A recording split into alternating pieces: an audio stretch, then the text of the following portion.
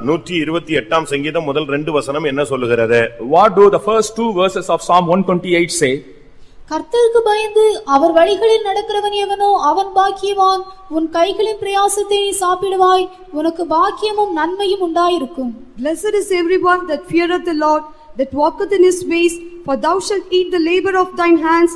Happy shalt thou be, and it shall be well with thee. கர்த்தருக்கு பயப்படுகிற மனுஷன் உன் கைகளின் பிரயாசத்தை நீ சாப்பிடுவாய், பாக்கியமும் நன்மையும் உனக்கு உண்டாயிருக்கும், நீ கடன் வாங்க மாட்டாய். The man who feareth the Lord will eat the labor of his hand, and there shall be well and goodness for him. அப்ப கர்த்தருக்கு பயந்து நடக்கிற மனுஷன் கடன் வாங்க மாட்டான். ஏனென்றால் உன் கைகளின் பிரயாசத்தை நீ சாப்பிடுவாய் அப்படினா பைபிள் சொல்லுகிறது. The Bible says he that feareth the Lord will eat the labor of his hand and he won't borrow. நாம் இப்பொழுது அந்த தீர்க்கதரிசியை குற்றம் சொல்ல போறது இல்ல. And we are not going to find fault with the prophet now. ஆனால் அவன் கடன் வாங்கி விட்டான். But he had borrowed. அது ஒரு நிர்பந்தமான ஒரு சூழ்நிலை. And it was a miserable state. அவன் எதிர்பார்த்தபடி அந்த கடனை அடைக்க அவனுக்கு நிர்வாகம் இல்லாமல் போய்விட்டது. As he expected, he could not repay the debt. ஆனால் அவன் எதிர்பார்த்தது என்னன்னா இன்னும் கொஞ்ச நாள்ல அடைச்சிரலாம் அப்படினு அவன் எதிர்பார்த்தான். But he expected that he could repay the debt. ஆனால் அதுக்கு அனுமதி கிடைக்கவில்லை. But it was not permitted. ஏன்? Why? அவனுடைய ஓட்டம் முடிந்து விட்டது. He had completed his race. இப்ப அவனுடைய ஓட்டம் முடிந்தாலும் கடன் முடியவில்லை. Though he had completed his race, the debt is not over. நீங்க அப்படியே யோசிச்சு பாருங்க. Just imagine that. நமக்கு கடன் எவ்வளவு இருக்குன்னு பாருங்களே. How much the debts we have. நம்ம எல்லாரும் இங்க வந்து உட்கார்ந்து இருக்கோம். We have all seated here. படிக்கிறதுக்கு லோன் தான். And for studies we have loan. நம்ம கார் லோன்ல தான் இருக்கு. And the car is in the loan. Even 2-wheeler கூட நமக்கு லோன்ல தான் இருக்கு. Even the 2-wheeler is on loan. நம்ம வீடு லோன்ல தான் இருக்கு. Our house is on the loan. இன்னும் சொல்லிட்டே இருக்கலாம். And we can be going on saying this. எல்லாம் லோன்ல தான் இருக்கு. நாங்க எழுதி கொடுத்திருக்கோம். இயேசுவின் வருகை வந்தா நாங்க இப்படியே பறந்துருவோம். அந்த பேங்க்கார வந்து வீட்டை எடுத்துக்கலாம் அப்படி நீங்க வந்து அழகா சொல்லி காட்டலாம். And you can beautifully say that we will be caught up in the coming and the bankers will come and usurp the property. அதெல்லாம் நம்ம வாய்க்கு தான் சரியா இருக்குமே தவிர செயலுக்கு என்ன செய்யாது, ஒத்து வராது. It will be good to the mouth, not in deeds. நீ மரிச்சாலும் அந்த கடனை அவன் விட்டு கொடுக்க மாட்டான். Even if you die, he won't spare the loan. அப்படியானால் நமக்கு கடன் இருக்கலாமா? If it is so, can we have loans? பிரியமானவர்களே, நமக்கு இந்த நாட்களிலே ஆவிக்குரிய வாழ்க்கையில வந்துட்ட பிறகு நம்முடைய மார்க்கம் விசுவாச மார்க்கம். After coming into the spiritual life, our way is the way of faith. இதுக்குள்ள வந்துட்ட பிறகு நீங்கள் விசுவாசத்தை பயிற்சிவிக்க வேண்டும். After coming into this, you have to exercise faith. சரியா சொல்ல போனா நாம் வந்து ஒரு வானம் பார்த்த பூமி. And in the right way, மானாவாரின்னு சொல்லுவாங்க. அதாவது வானத்திலிருந்து மழை பெஞ்சாதான் நம்முடைய வண்டி ஓடும். அப்படிப்பட்ட ஒரு தரிசு நிலங்கள் தான் நாம். The barren lands, only if we get rains from the heavens we can yield fruits. ஆண்டவர் கொடுத்தாதான் நம்முடைய வண்டி ரன் பண்ண முடியும். Only if the Lord gives we can run our vehicle. இப்போ நீங்க யோசிச்சு பாருங்க உங்களுக்கு எவ்வளவு கடன் இருக்குன்னு. Now you think about the debts you have. ஒரு வீட்டுக்கு நான் போனேன். I visited a house. ஒரு சகோதரி சொன்னாள், a sister told, எங்க வீட்டுக்காரரை வெளியே விட்டுறாதீங்க, வச்சு அவர்ட்ட எவ்வளவு கடன் இருக்குன்னு நீங்க கேளுங்க, அப்பதான் உண்மையை சொல்லுவார். Don't allow my husband to go out, you ask him and force him to tell how much debts he has. அவர் நான் திருப்பி கட்டாயப்படுத்தினேன். And I forced him, உண்மையான கடனை சொல்லுங்க, ஜெபத்துக்காவது சொல்லுங்க. At least for praying you say the truth, how much you have. மனைவிக்கு தெரிஞ்சாதான் problem, correct. ஆனா ஜெபத்துக்காவது ஆண்டவருக்காவது தெரியணும் இல்லையா, ஆண்டவர்ட்டயாவது சொல்லி ஜெபிப்போம், ஒரு வழி திறக்கட்டும். It can be hidden to the wife, but for the prayer's sake it should be opened. அப்ப ஒரு நோட் எடுத்து காண்பித்தார். And he showed the note. 1.25 கோடி இருந்துச்சு. It was 1.25 crore. ஆனா அவர் வீட்ல சொல்லியிருந்தது ஒரு 65 லட்சம் சொல்லிட்டே இருந்தார். But he was simply telling a home and 60 lakhs. நான் சொன்னேன், இதுக்கு ஏதாவது சோர்ஸ் இருக்கா? I asked whether there was any source. ஏதாவது இத அடைக்கிறதுக்கு ஏதாவது வழி இருக்கா? To repay that, is there any source? அந்த இடம் வித்தா சரியாயிடும், இந்த இடம் வித்தா சரியாயிடும், அது சரியாயிடும், இது சரியாயிடும் சொன்னார். He said that if you could sell the properties he could adjust. சரி, இப்போ என்ன கண்டிஷன்ல இருக்குன்னு கேட்டேன். Then I asked the present condition. நான் வாரத்துக்கு 65,000 ரூபாய் வட்டி கட்டியே ஆகணும். Every week I should pay 65,000 as interest. அப்ப 4 வாரத்துக்கு என்னாச்சு? For 4 weeks, then what's ஒரு மாசத்துக்கு 2.5 லட்சம் ரூபாய் கிட்ட வட்டி கட்டணும். Per month 2.5 lakhs interest he should repay. அப்ப 25 லட்சம் 30 லட்சத்துக்கு பிசினஸ் டர்ன் ஓவர் ஆகி ஓடுனாதான் இந்த வட்டியை கட்ட முடியும். In the business, if he gets to 25 lakhs as turnover, he can repay the debt. எல்லாமே பிரேக். Everything is broken. அடுத்த தரம் வீட்டுக்கு போனேன். Next time I visited the house. திடீர்னு பாத்தீங்கன்னா இவர் வட்டி கொடுக்காதனால அந்த வட்டி கொடுத்த பணத்தை வட்டி கொடுத்த ஒரு ரவுடி ஆளு வீட்டுக்கு வந்துட்டாரு. A creditor rowdy, as he had not repaid the money, he had to come to the house. அவர் அசிஸ்டன்ட் வந்துட்டாங்க. He had come with his assistant. திடீர்னு உள்ள வந்ததுனால நான் டக்குன்னு பெட்ரூம்குள்ள போயிட்டேன். I went into the bedroom immediately. எப்படி இருக்கும்னு யோசிச்சு பாருங்க. Just imagine the situation. கடைசில பாத்தீங்கன்னா அவர் பயங்கரமா பேச ஆரம்பிச்சிட்டா. And he started speaking vulgarly. கடைசில அந்த வாழ்க்கையே சிதைந்து போன ஒரு வாழ்க்கையாக மாறிவிட்டது. And that life became a destroyed life. காரணம் கடன். The reason is the debts. நம்முடைய வாழ்க்கையில கடனை நாம் வாங்கவே கூடாது. We should not borrow debts in our life. வீட்டுக்கு தெரியாம வாங்குறது. And without the knowledge of the family. புருஷனுக்கு தெரியாம வாங்குறது. Without the knowledge of the husband they borrow. மனைவிக்கு தெரியாம வாங்குறது. Without the knowledge of the wife. தாய் தகப்பனுக்கு தெரியாம வாங்குறது. Without the knowledge of the parents they borrow. அது அடைச்சிட்டா பரவாயில்லை, அடைக்காத பட்சத்துல அது தமிழ்ல சொல்லுவாங்க வட்டி என்ன செய்யுது, குட்டி போட ஆரம்பிச்சிரும். And if you don't repay the debts will be increasing, interest will be increasing. இப்ப சாதாரண வட்டிகள்லாம் கிடையாது. Not ordinary interest nowadays. Express வட்டிலாம் வந்துருச்சு. They have this express interest. Meter வட்டிலாம் வந்துருச்சு. The meter interest. இப்படிலாம் இப்ப டிசைனா மனுஷனை அடிமைப்படுத்தக்கூடிய சக்திகள் போராடுகிறத. The forces they enslave people, they come in various designs. இங்கே நாம் பார்க்கும் பொழுது அந்த கொடுத்த மனுஷன் சொல்றான், ஒரு 2 பிள்ளைகளையும் எனக்கு அடிமையா கொடுத்துரு.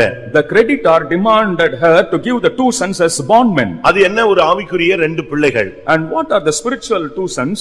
அதை நாம் இன்றைக்கு விளங்கிக் கொள்ள வேண்டியது அவசியம். That we have to understand today. 2 ஆண் பிள்ளைகளையும் அவன் கேக்குறான், அடிமையாய் கொடுத்து விடு. Give the 2 male children as bondmen. ஆண் பிள்ளை என்பது ஆளுகை செய்யக்கூடியது. Man child is the one who rules. வெளிப்படுத்தல் 12:5 படி பார்க்கும் பொழுது அந்த ஆண் பிள்ளை சிங்காசனத்துக்கு எடுத்துக்கொள்ளப்பட்டதாக சொல்லப்பட்டிருக்கிறது. As Revelation 12:5 it is said that the man child was taken to the throne. இந்த 2 ஆண் பிள்ளை என்பது ஒரு குழந்தை இந்த உலக வாழ்க்கை, அடுத்த குழந்தை சிங்காசனத்தை போய் சுதந்தரிக்கக்கூடிய நித்திய வாழ்க்கை. One son denotes the worldly life and the other one denotes the life of the throne. நான் திரும்பவும் சொல்லுகிறேன். I repeat. முதல் குழந்தை என்பது இந்த உலக வாழ்க்கை. The first child is this worldly life. இரண்டாவது ஆண் பிள்ளை என்பது பரலோக வாழ்க்கை. The second man child is the heavenly life. இந்த 2 வாழ்க்கையுமே கடனினால் அது அடிமைத்தனத்துக்குள் போய்விடும். These 2 lives because of the debts will go into the bondage. இந்த உலக வாழ்க்கையில உனக்கு நிம்மதி இருக்காது, பரலோகமும் உனக்கு கிடைக்காது. You won't have peace in the worldly life, you won't have the heaven too. ஏனென்றால் வேதம் என்ன சொல்லுகிறது? What does the Bible say? கடன் வாங்கினவன் கடன் கொடுத்தவனுக்கு அடிமை. He that has borrowed is a slave to the creditor. நீதிமொழிகள் 22:7. Proverbs 22:7. நீதிமொழிகள் 22:7. Proverbs 22:7. ஐஸ்வரியவான் தரித்திரனை ஆளுகிறான், கடன் வாங்கினவன் கடன் கொடுத்தவனுக்கு அடிமை. The rich ruleth over the poor, and the borrower is servant to the lender. கடன் கொடுத்தவன் கடன் வாங்கினவன் கடன் கொடுத்தவனுக்கு அடிமை. The borrower is servant to the lender. அப்படியானால் நீங்கள் கடன் வாங்கிவிட்டால் இந்த உலக வாழ்க்கை உங்களுக்கு அடிமைத்தனத்துக்குள் போய்விடுகிறது. If it is so, if you are borrowed, this worldly life goes into bondage. இந்த உலக வாழ்க்கை மாத்திரம் அல்ல, not only this worldly life, அடுத்த கட்ட மறுமையின் வாழ்க்கை 2வது ஆண் பிள்ளையும் அடிமைத்தனத்துக்குள். ஏன்னா நீ இங்க ஒரு கடனாளியா உலகத்துல வாழ்ந்து செத்து போயிட்டீனா உன்னுடைய கடனை நீ அடைக்கல, அப்ப பரலோகம் உனக்கு வாய்ப்பு கிடையாது. As a borrower without repaying the debts, if you die, there will be no chance to enter the heaven. ஏனென்றால் அடிமைகள் அரசாள முடியாது. Because the slave servants cannot rule. நீதிமொழிகள் நான் பார்க்கும் பொழுது in the Proverbs we see 30ஆம் அதிகாரம் 21-22 பார்க்கும் பொழுது அடிமை அரசாள போனால் அது ஒன்றுமே தாங்காது. In 30:21-22 we see that a servant cannot reign. பிரியமானவர்களே, நீங்கள் கடன் வாங்குவது ஒருவேளை சூழ்நிலைக்கு உங்களுக்கு சரியாக இருக்கலாம். Because of the situation you may borrow. நீங்க பிரசங்கத்தை நல்லா கவனிக்கணும். Listen to the message. என் பிரசங்கத்தை சரியா புரிஞ்சிக்காம நீங்க வேற ரூட்ல நீங்க பைபாஸ்ல போக கூடாது. And without understanding my message you should not bypass. ஒருவேளை ஒரு சூழ்நிலையில் உங்க வீட்ல காசு இருக்கும், ஒரு இடத்துல நீங்க நிப்பீங்க, அந்த நேரத்துல உங்களுக்கு கையில காசு இல்ல அப்படின்னா நீங்க கைமாத்தாக வாங்குறது தவறல்ல. And in a critical situation if you borrow, that is not wrong. திருப்பி போய் நீங்க எடுத்து கொடுத்துறீங்க. And if you have money you will go and take it. அது வட்டிக்கு வாங்குனதல்ல. It is not borrowing for interest. உன்னுடைய தேவைகளுக்காக அந்த நேரத்துல உன் கையில இல்ல, நீ உடனே வாங்கிக் கொள்கிறாய். For your needs at that moment you don't have money, so நம்ம டிராவலுக்கு வரும் பொழுது நம்முடைய பர்ஸோ ஏதோ மறந்து நம்முடைய மனித தவறு ஹியூமன் எரர்ல விட்டுறோம், இல்ல மிஸ் ஆயிடுதுன்னு வெச்சுக்கோங்க. And suppose we miss our money due to human error during our travel. அந்த இடத்துல ஒரு ஆள்கிட்ட உதவி வாங்கிட்டு திருப்பி கொடுக்கிறது என்ன கிடையாது, தவறு அல்ல. At that moment getting a help from another person and returning that. அப்படி ஒரு ஆள் கேட்டா நீ கொடுக்கிறதும் தவறு அல்ல. And if anyone asks, if you give, it's not wrong. கைமாறு கருதாமல் என்ன செய்யுங்க, உதவி செய்யுங்க. Without expecting anything you help. ஆபத்தில் உதவுவே சகோதரன் பிறந்திருக்கிறான். The brother is born to help at the time of ஒரு danger. எமர்ஜென்சில உதவி செய்யறதுக்கு தான் உன்னை கர்த்தர் சகோதரனா பிறக்க வச்சிருக்கிறார், சகோதரியா பிறக்க வச்சிருக்கிறாரு. To help at the time of emergency, the Lord has made you a brother or sister. ஆனா ஒரு சிலர் கடன் வாங்குறதே ஒரு பிசினஸா, ஒரு பெரிய டாக்டிஸா, அது ஒரு திறமையா கையாண்டு கொண்டு சபையாய் போய் கடன் வாங்கிட்டு சுத்துறவனும் இருக்கிறான். But there are people very skillfully, tactically, go to church by church and borrow. ஒவ்வொருத்தியாவது போய் கடன் வாங்குறது. And going to everybody and borrow. ரொம்ப நெருக்கம் வந்த உடனே டப்புன்னு பொன்னகர சபைக்கு போயிடுவான். When affliction comes, immediately they will go to Ponnagaram church. அங்க போய் கொஞ்ச நாள் கடன் வாங்குவான். And there they will borrow for some time. திரும்ப அப்படி மாப்பாளையம் From போயிடுறாங்க. there they will go to Mapalam. இது ஒரு பிராக்டிஸா, ஒரு பிசினஸா நீ பண்ணக்கூடாது. You should not do it as a practice or business. ஒரு சிலர் கடன் வாங்கிட்டு கொடுக்க மாட்டாங்க. Some will not repay the debt. உன்னால முடிஞ்சா வாங்கிக்கோன்னு சொல்லுவாங்க. If possible, you get it back. இப்படி விசுவாசி பேசவே கூடாது. Believers should not speak so. இன்னும் ஓபனா நான் சொல்றேன். Openly I say. விசுவாசிகள் கொடுக்கல் வாங்கலே வைக்கக்கூடாது. And among believers there shouldn't be any giving or borrowing. ஒரு அந்நியன்ட்ட நீ வாங்கிட்டா கூட பிரச்சனை இல்ல. விசுவாசிட்ட கடன் வாங்கிட்டு இந்த இடத்துல வந்து இளைப்பாறுகிறதுக்கு நீ வர முடியாம ஓடக்கூடாது. And if you borrow from a believer, you cannot come here with the rest and go. அதே போல Similarly, நீங்க கொடுத்து வாங்கி பிரச்சனைகளை ஊழியக்காரங்கிட்ட கொண்டு வரவும் கூடாது. and this problem of borrowing and giving should not be brought to the workers. ஒரே வண்டியில போவாங்க, And they will go in the same ஒரே வீட்ல தங்குவாங்க, stay in the same house, ஒரே பிளேட்ல சாப்பிடுவாங்க. eat in the same plate. பிரச்சனை அதிகமானவன ரெண்டா பிரிச்சுக்கிட்டு நேரா பாஸ்டர்ட்ட வருவான். When problems increase, they will come to the pastor. நீ அதே மாதிரியே ஒரே பிளேட்ல சாகுற வரைக்கும் சாப்பிட்டே போயிடு. And eat in the same plate till you die. திருப்பி இத வந்து பிரிச்சு போக வேண்டிய அவசியம் கிடையாது. Don't get separated and go. அதே போல விசுவாசிகள் இந்த சீட்டு பிடிக்கிற தொழிலையும் நீங்க செய்யாதீங்க. And the believers should not run this chit business. ஒருவேளை நீங்க சீட்டு போடுறதுல போய் ஒரு ஆளா சேர்ந்துகிட்டு மாசம் கட்டிக்கிட்டு என்னத்தையோ கிடைக்கிறதுல கம்மி செய்து சிறு சேமிப்பு மாதிரி செஞ்சு அதுல தப்பிட்டீங்கன்னா பரவாயில்ல, அதுல அவன் ஓடிட்டான்னா ஸ்தோத்திரம்னா.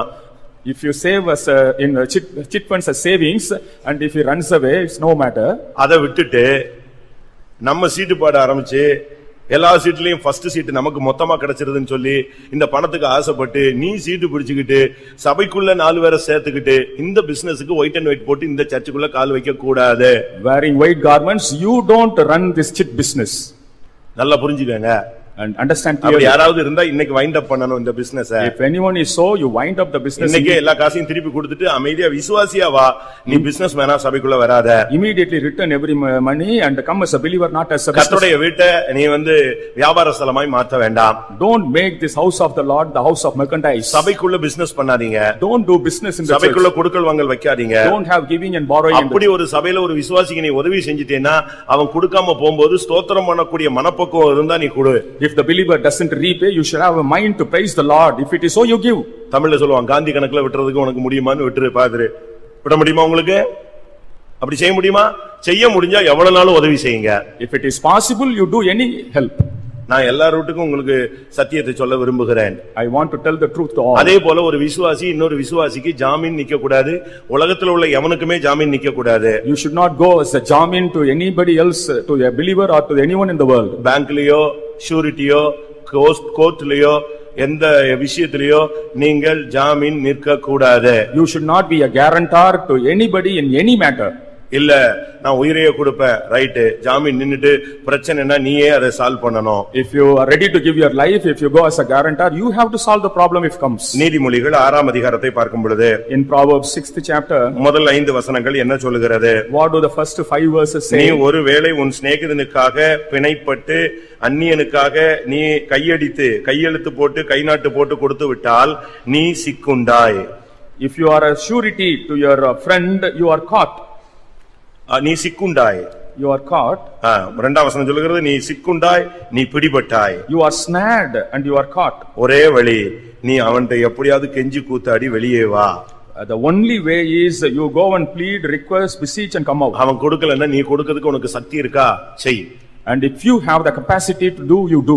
நல்ல சத்தியத்தை நீங்க புரிந்து கொள்ள வேண்டியது அவசியம். You have to understand the truth clearly. நீதிமொழிகள் 22ல பார்க்கும் பொழுது In Proverbs 22, வேதம் என்ன சொல்லுகிறது? what does the Bible say? சத்தியம் என்ன சொல்லுகிறது? What does the truth say? 22ஆம் அதிகாரம் 26ஆம் வசனத்துல 22:26. கையடித்து உடன்பட்டு கடனுக்காக பிணைப்படுகிறவர்களில் நீ ஒருவன் ஆகாதே.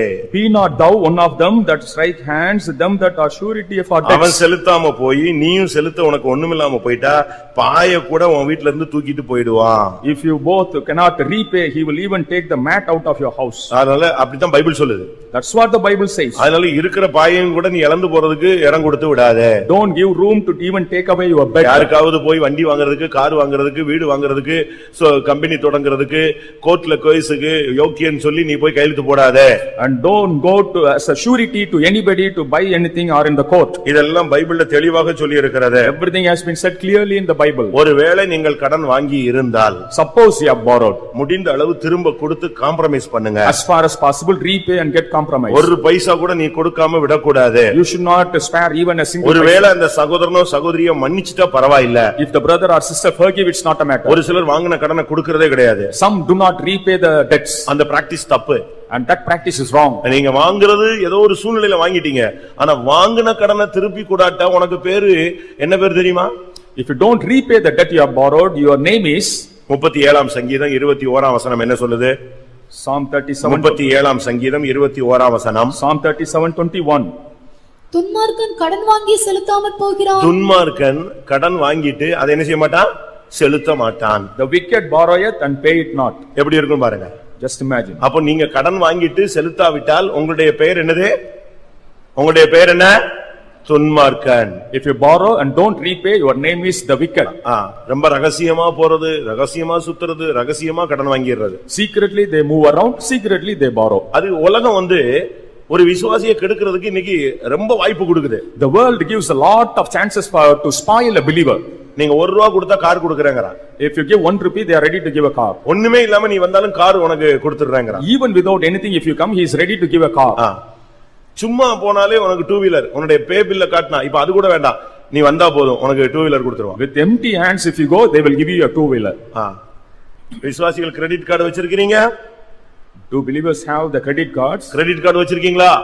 Do you have the credit card? ஒரு சிலர்லாம் 4-5 கார்டு வச்சிருக்காங்க. Some have 4 or 5 cards. ஏன்னா எங்க போனாலும் கார்டை சொருவிட்டு வெளிய வந்துறலாம் இல்லையா? Wherever they go, they thrust the card. அதுல எவ்வளவு மணி வேஸ்ட் ஆகுதுன்னு உங்களுக்கு தெரியும்னு நினைக்கிறேன். I think how much money is wasted in that. அது கடன் அட்டை.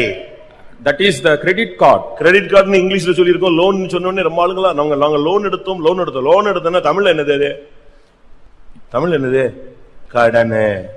In English boastfully we say it's loan. அத நம்ம ஆளுங்க ரொம்ப இங்கிலீஷ்ல கிரெடிட் கார்டு வச்சிருக்கோம். 4 பேங்க்ல கடன் அட்டை வைத்திருக்கிறாய். In all the 4 banks you have that credit card. ஒரு சகோதரன் சாஃப்ட்வேர் இன்ஜினியரா வர்க் பண்ணாரு. A brother was working as a software engineer. இப்ப ஃபாரின் போயிட்டாரு. He had gone abroad. Foreign போய் 4 வருஷம் ஆச்சு. 4 years have gone since. இடையில ஒரு நாள் போன் பண்ணும்போது அவங்க மனைவி சொன்னாங்க, நான் கேட்டேன் கிரெடிட் கார்டுல உள்ளதெல்லாம் கிளியர் ஆயிச்சான்னு. 4 வருஷத்துல இப்ப நாங்க கொஞ்சம் கொஞ்சமா கழிச்சுக்கிட்டே வரோம். ஏன்னா அவ்வளவு வாங்கி இருக்கிறாரு அவரு. He had borrowed so much and slowly for the past 4 years they have been repaying. இதெல்லாம் பிசாசின் தந்திரம் பிரியமானவர்களே. These are all the cunning devices. நம்ம எங்கயாவது கடனாளியா மாத்தி எக்காலம் துணிச்சா போக விடாம தடுக்கிறதுக்கு இப்ப வேர்ல்ட் ஃபுல்லா கிரெடிட் கார்டு வந்துருச்சு. And the credit card has come to make us borrowers. நான் ஒரு இடத்துல இப்படி பிரசங்கம் பண்ணிட்டேன். அங்க உள்ள விசுவாசி எல்லாம் கொதிச்சு போய் அந்த சென்டர் பாஸ்டர் போய் என்ன கார்லாம் லோன்ல ஓடுதுங்கறாரு, வீடெல்லாம் லோன்ல ஓடுதானே. நான் சொன்னேன் சத்தியம் தான். நீ எந்த சென்டர் பாஸ்டர் சொல்லி என்ன ஆக போகுது? நீ இப்போ எக்காலம் துணிச்சா நீ என்ன செய்ய மாட்ட? போக மாட்ட. The truth is truth. When the trumpet is blown, you won't be caught up if you borrow. நல்ல சத்தியத்தை புரியுங்க. Understand the truth well. கடன் வாங்குறது நீங்கள் சூழ்நிலையில வாங்கினாலும் எவ்வளவு குயிக்கா கொடுக்கணுமோ அவ்வளவு குயிக்கா நீங்க கொடுத்திருக்கணும். இனிமேல் சாகர வரைக்கும் கடன் வாங்க கூடாது. அதுக்கு தான் இப்போ 1ஆம் தேதி பிரசங்கம். Though you have borrowed, you should quickly repay, and that is the message for this first month. You should not borrow more. வாங்கி இருந்தா இனிமே வாங்கி இருக்கிறத க்ளோஸ் பண்ணுங்க.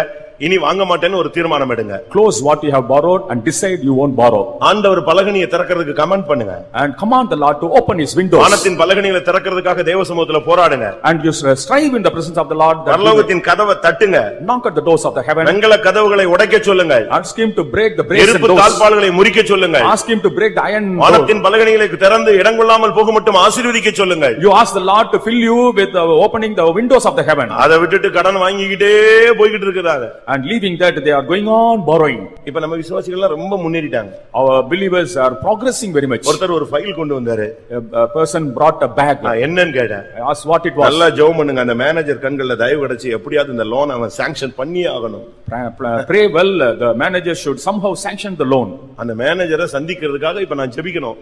I should pray. இந்த ஃபைலை நான் தொட்டு ஜெபிச்சு இதுல போட்டிருக்கிற அமௌண்ட் அவன் ஓகே பண்ணி உடனே கையில கொடுத்துடணும். And he should accept this and immediately sign. இந்த ஜெபத்தை ஆண்டவர் பலகணியில திறக்கிறதுக்காக ஜெபிச்சா கூட எவ்வளவு நல்லா இருக்கும். And instead of praying so, if we pray that the Lord may open the windows, how good it is. ஆண்டவரை கேளுங்க, ஆண்டவர் ஒரு வழியை திறப்பாரு. If you ask the Lord, he will open a way. அப்படி திறக்கறதெல்லாம் திறக்கலையா, அது தேவசித்தம் இல்ல, நிப்பாட்டிடு. If it doesn't open, it's not the will of God. You stop. அப்படி ஒரு வீடு நமக்கு தேவையில்லை. We don't need such a house. அப்படி ஒரு கார் தேவையில்லைன்னு சொல்றேன். And also, we don't need such a அப்படி car. ஒரு டூ வீலர் தேவையில்லைன்னு சொல்றேன். I say we don't need such a two-wheeler. ஒரு முக்கியமான விசுவாசி சீஃப் பாஸ்டர் வச்சு வீடு டெடிகேஷன் பண்ணனும்னு ஒரு சென்ட்ரல் கன்வென்ஷனோடு தான் வீட்டு டெடிகேஷனை வச்சிருந்தாரு. An important believer wanted to dedicate his house, bringing the chief pastor, and he consulted during a convention. எப்படி இருக்கும்?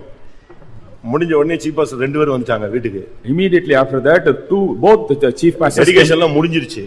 and dedication was over. முடிஞ்ச பிறகு அதுல ஒரு சீஃப் பாஸ்டர் கேட்டாரு, எவ்வளவு கடன் இருக்குன்னு கேட்டாரு.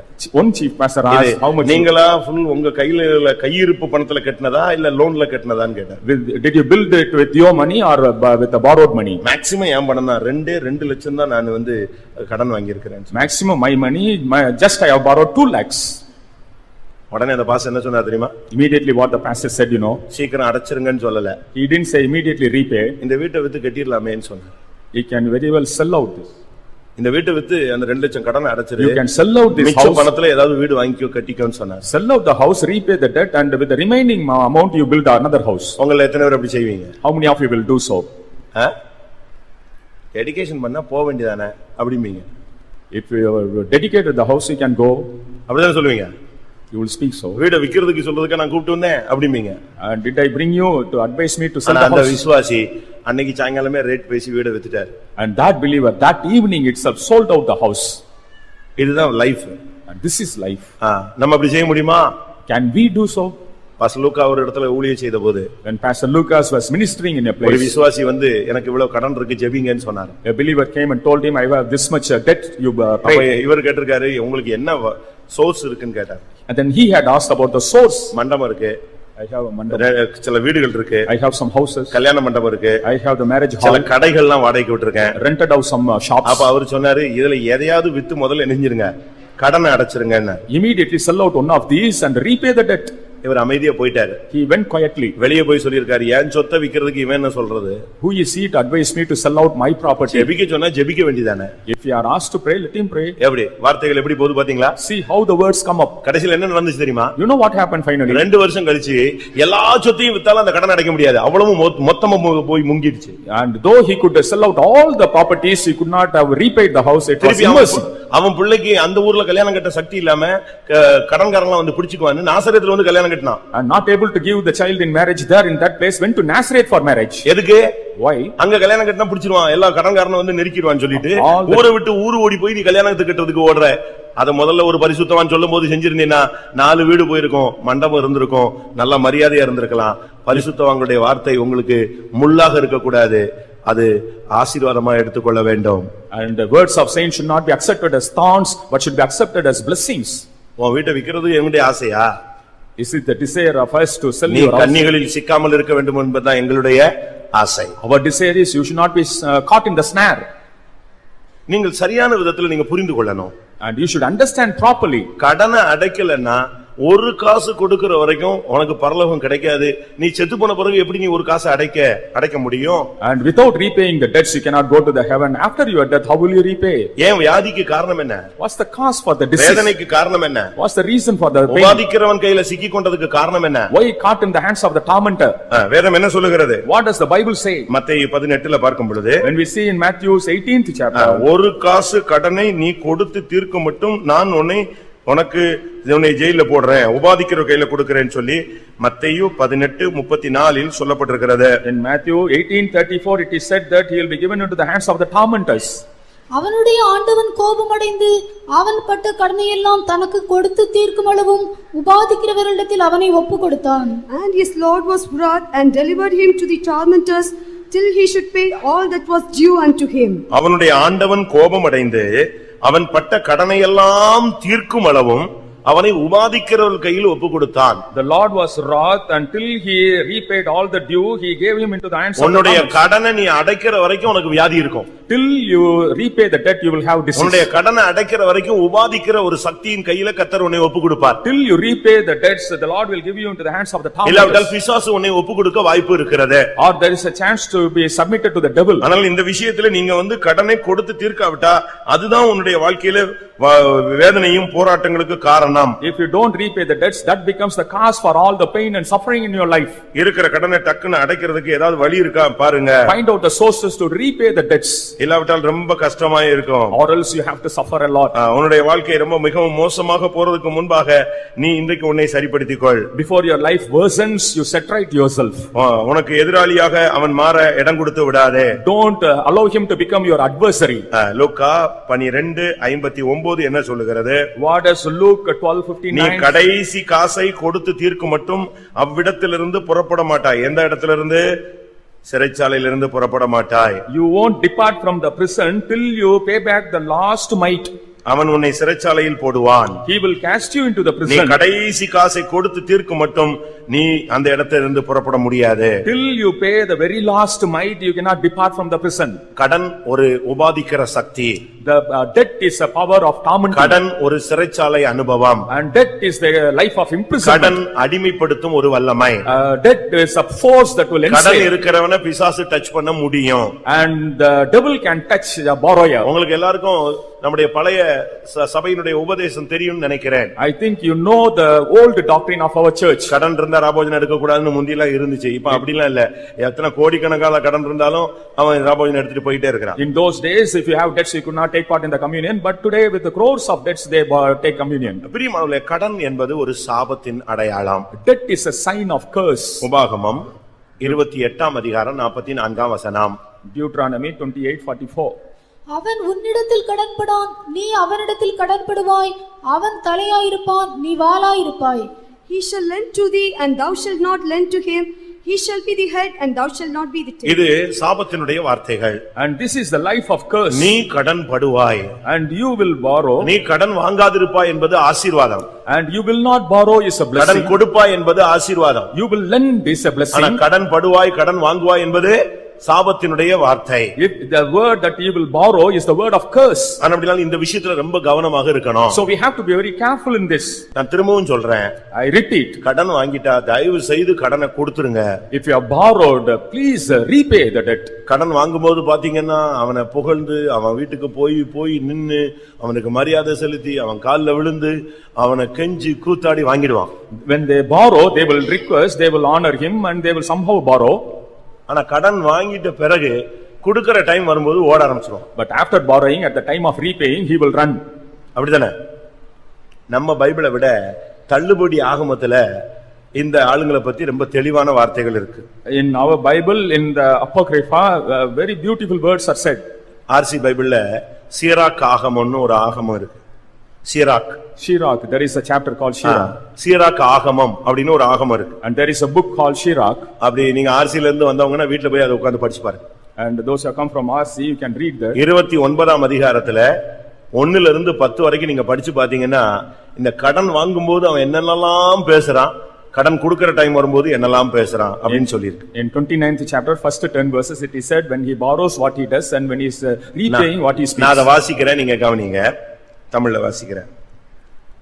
இரக்கம் காண்பிக்கிறவன் அயலானுக்கு கடன் கொடுக்கிறான். இவ்வாறு பணம் படைத்தவன் கட்டளைகளை கடைபிடிக்கிறான்.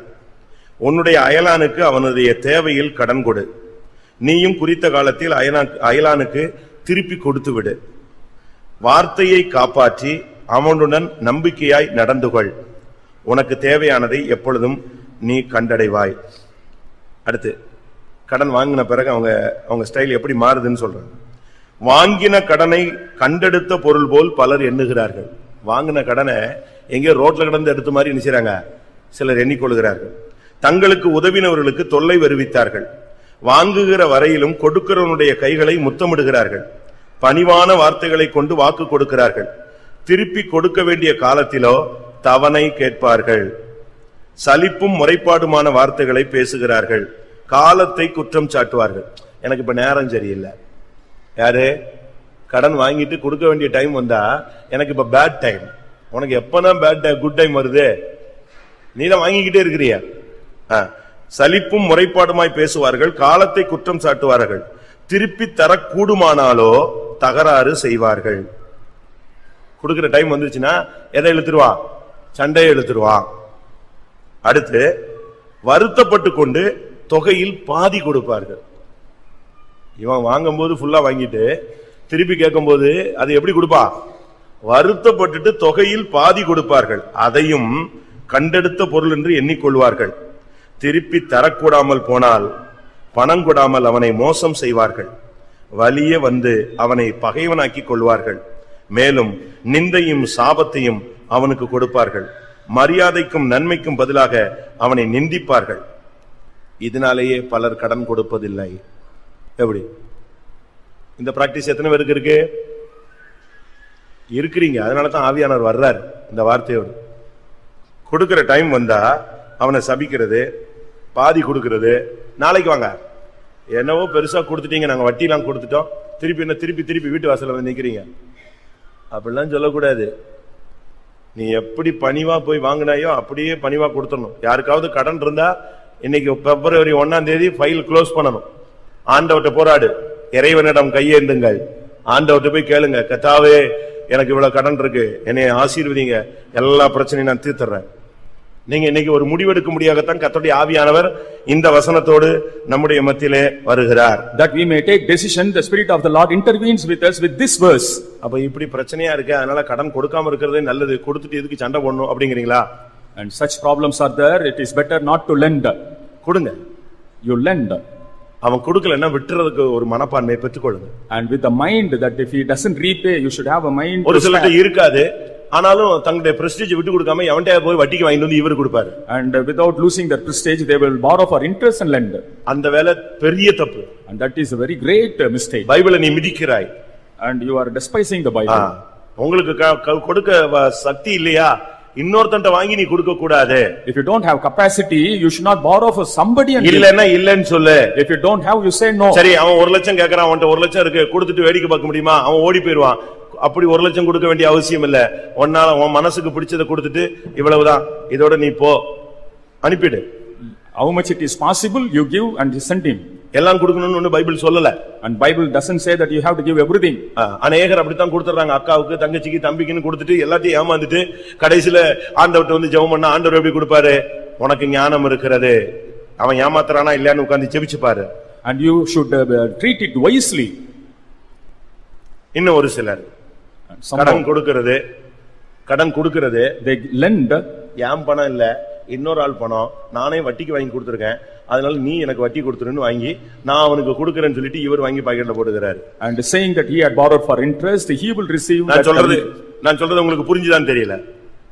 ஒரு சில விசுவாசிகள் காசை வச்சிருக்கிறாங்க, யாராவது கேட்டா ஏன்ட்ட காசு இல்லைன்னு சொல்லி இன்னொருத்தர் இருந்து நான் வட்டிக்கு வாங்கி கொடுக்கறேன், நீ கரெக்டா வட்டி கொடுத்துருவேன்னா நான் வாங்கி தரேன்னு சொல்றான். And they say that they borrow from somebody and telling the lie, they give it for interest. நான் சொன்னது புரிஞ்சுதா?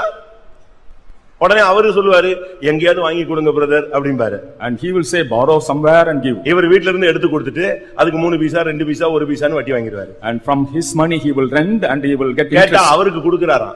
Say if you ask, he gives to somebody. இப்படி எல்லாம் நீ ஏமாத்தி வட்டி வாங்க கூடாது. Don't deceive and borrow money. ஒரு காசு வட்டி வாங்கினால் கர்த்தர் அவனை உதறி போடுவார், பைபிள் சொல்லுது. If you even get to 1 paisa, 1 mite interest, the Lord will shake him off. அப்படிதானே சொல்லுது. The Bible says like that. நெகேமியால சொல்லி இருக்கிறது. In Nehemiah 5ஆம் அதிகாரம் 11, 12, 13 வீட்ல போய் உட்கார்ந்து படிச்சு பாருங்க. 1 பைசா வட்டி வாங்கினால், ஒரு % வாங்கினா உன்னை கர்த்தர் உதறி போடுவார் அப்படின்னு பைபிள் சொல்லுது. The Bible says even if you get 1 paisa as usury, the Lord will shake you off. சங்கீதம் 15:5 என்ன சொல்லுகிறது? What does Psalm 15:5 say? வட்டிக்கு கொடுக்காம வட்டிக்கு வாங்காம இருக்கிறவன் தான் கர்த்தருடைய பர்வதத்தில் வந்து ஏறுவான், வாசம் பண்ணுவான். One who neither lends nor borrows for interest will go to the mountain of the Lord. ஒரு விசுவாசி வட்டி வாங்குறதாக எனக்கு ஒரு செய்தி வந்துச்சு. I received a message about a believer that he is giving money for interest. அவங்க பிள்ளைங்க எல்லாம் ஊழியத்துல இருக்காங்க. And his children are in the ministry. இவர் நல்ல மனுஷன், நல்ல ஊழியத்துல முன்னால நிப்பார். And he will stand first in the ministry, a good person. அப்ப நான் ஒரு நாள் கூப்பிட்டு கேட்டேன். I asked him one day, ஐயா நீங்க என்ன வட்டிக்கு பணம் விட்டுருக்கீங்களான்னு. And do you give money for usury? இல்லவே இல்லைன்றார். He's refused. இல்லையே, நான் நம்ப தகுந்த செய்தி இருக்குதே. And I have some dependable அதுவா, அது ஒருத்தனுக்கு பணம் கொடுத்துருக்கிறேன், என் பணம்னு சொன்னா அவன் என்ன செய்ய மாட்டான், தரமாட்டான், என்னை ஏமாத்திடுவான், அதனால இன்னொருத்தர் பணம்னு சொல்லி இருக்கிறேன். I have told a lie that money is somebody's and I have given. இவர் பணம்னு சொன்னா அவன் என்ன செய்ய மாட்டானா, இவரை ஏமாத்திடுவானா, அதனால யார் பணம்னு சொல்லியிருக்காரு, இன்னொரு ஆள் பணம் சொல்லி தான் கொடுத்திருக்காரு. If it is said it is his money, he will cheat, so given as another's money. நான் சொன்னேன், அது சரி, வட்டி வாங்குறீங்களா? I asked him, do you accept usury interest? இன்னொருத்தன் பணம்னு சொல்லி சும்மா கொடுத்தாலும் அவனுக்கு பயம் இல்லாம போயிடும், அதனால நான் வட்டின்னு சொல்லி வாங்கிட்டு இருக்கேன். And he will not have fear, so I am collecting interest. தாம் பணம்னா திரும்பி தர மாட்டான், அதனால இவர் யார பலி போட்டிருக்காரு, இன்னொரு ஆளை பலி போட்டிருக்காரு. If it is his money, he won't repay, so he has blamed somebody. இப்ப அடுத்து கைமாத்துன்னு சொன்னா அவன் தரவே வச்சுக்கிட்டே இழுத்துக்கிட்டே இருப்பான், அதனால என்ன அவனுக்கு அந்த கடனை பத்தி பாரம் இருக்கணும்னு சொல்லி என்ன செஞ்சிருக்காரா, இவர் வட்டி வாங்கிட்டு இருக்காரா. If it's a mere borrowal, he won't return, so to have a burden, to give burden, he is in getting interest. நான் சொன்னேன், சுத்தி சுத்தி கரெக்டா வந்துருச்சு, சொன்ன பாயிண்ட் வந்து நின்னுட்டீங்க, அப்ப நீங்க வட்டி வாங்குறீங்க. And that means you are getting usury. டக்குன்னு அவர் சொன்னாரு, Immediately he said, வட்டி வாங்குற ஒரு காசையும் நான் செலவழிக்கிறது, நான் யூஸ் பண்றதே இல்லை. I will not use the interest for my purpose. அப்ப என்ன பண்றீங்க? Then what do you do? மாசம் மாசம் உங்ககிட்ட 1500 ரூபாய் கொடுத்தல, அந்த காசு தான். புரிஞ்சுதா? கடைசியில சுத்தி ஏன் தலையில வச்சுட்டான் குள்ள அவன் சொல்றான், மாசம் மாசம் 1500 ரூபாய் கொடுத்துட்டே வந்தல, அந்த 1500 ரூபாய் தான் நான் யூஸ் பண்ணல, அது கர்த்தருக்காக செலவழித்து விட்டேன். Every month I give 1500 to you, and that is the money. இப்படியும் தான் மனசாட்சிய பரிசுத்தமாக்கிக்கிட்டு இப்படி ஒரு இது பண்ணி பரலோகத்துக்கு போலான்ட்டு ஒரு குரூப் ஓடிக்கிட்டு இருக்கு. A group is running in this way, sanctifying their own conscience in this manner. எவனையாவது ஏமாத்திட்டு அந்த பணத்தை காணிக்க கொடுத்துட்டு நீ வண்டி ஓட்டலான்னு பாக்குறியா? And earning the money in this way, do you want to give it as offering and run your vehicle so? தயவு செய்து தவறான காணிக்கைகளை நீங்க கொண்டு வராதீங்க. Don't bring wrong offerings here. எனக்கு அப்பதான் புரிஞ்சுது, இந்த ஆளு வந்து பயங்கரமா மாசம் மாசம் எப்படி பெர்ஃபெக்ட்டா காணிக்க கொடுக்கறானன்னு பார்த்தா கடைசில சுத்தி வளைச்சு அது எது, வட்டி பணம். And then only understood that it was the money, usury money. இந்த வேலையெல்லாம் ஆகாது. And these works will not be accepted. இதெல்லாம் நீங்க இன்னைக்கு சரிப்படுத்த வேண்டிய டைம் வந்து விட்டது. And the time has come for you to set right yourself. இப்ப அந்த பெண் வந்து தன்னுடைய பெரிய தீர்க்கதரிசியினிடத்துல தன்னுடைய பிரச்சனையை சொல்லுகிறாள். That woman shared her problem with the elder prophet. புருஷன் செத்தாச்சு, husband has passed ரெண்டு away, பிள்ளையும் அடிமைத்தனத்துக்குள்ள போக போகுது, two sons are going into வாழ்க்கை bondage, ஒரு கேள்விக்குறியாய் நின்று கொண்டிருக்கிறது, life is a question mark, அவளுக்கு வேற எந்த சொந்தக்காரன்டையும் போக முடியல, she could not go to the relatives, இவ சைடுல சப்போர்ட் பண்றதுக்கு ஆள் இல்ல, no one to support on her side, புருஷன் சைடுல சப்போர்ட் பண்றதுக்கு ஆள் இல்ல, no one to support from the husband side. எல்லா தீர்க்கதரிசிகளுக்குமே அனுதினப்படிதான் தேவன் கொடுத்துக்கிட்டு வர்றாரு. And the Lord was giving everyday wages to every prophet. இப்ப வேற வழியே கிடையாது. And no other way. இதே போன்ற நிலவரத்திலே அநேக தேவனுடைய பிள்ளைகள் கடன்ல சிக்கி இருக்கிறார்கள். And many children of God are found in the similar state. சரியான வருமானம் இல்ல, no proper income, சரியான சொத்துக்கள் இல்ல, no proper assets, சரியான தேவைகள் சந்திக்கப்படல, the needs are not met, தேவைகளுக்கும் வருமானத்துக்கு அதிகமாக கடன் இருக்கிறது, and they have debts more than their income. அப்ப அதை எப்படி சரிப்படுத்துறது? Then how they will set right? ஒருவேளை உங்களுக்கு சோர்ஸ் இருந்தா இன்னைக்கு அதை சரிப்படுத்திருங்க. If you have a source, immediately today itself set right that. வீட விக்க முடிஞ்சா வித்து கடன் அடைச்சிரு. If you can sell out the house, you sell out and நிலத்தை விக்க முடிஞ்சா வித்து கடன் அடைச்சிரு. sell out the land and repay.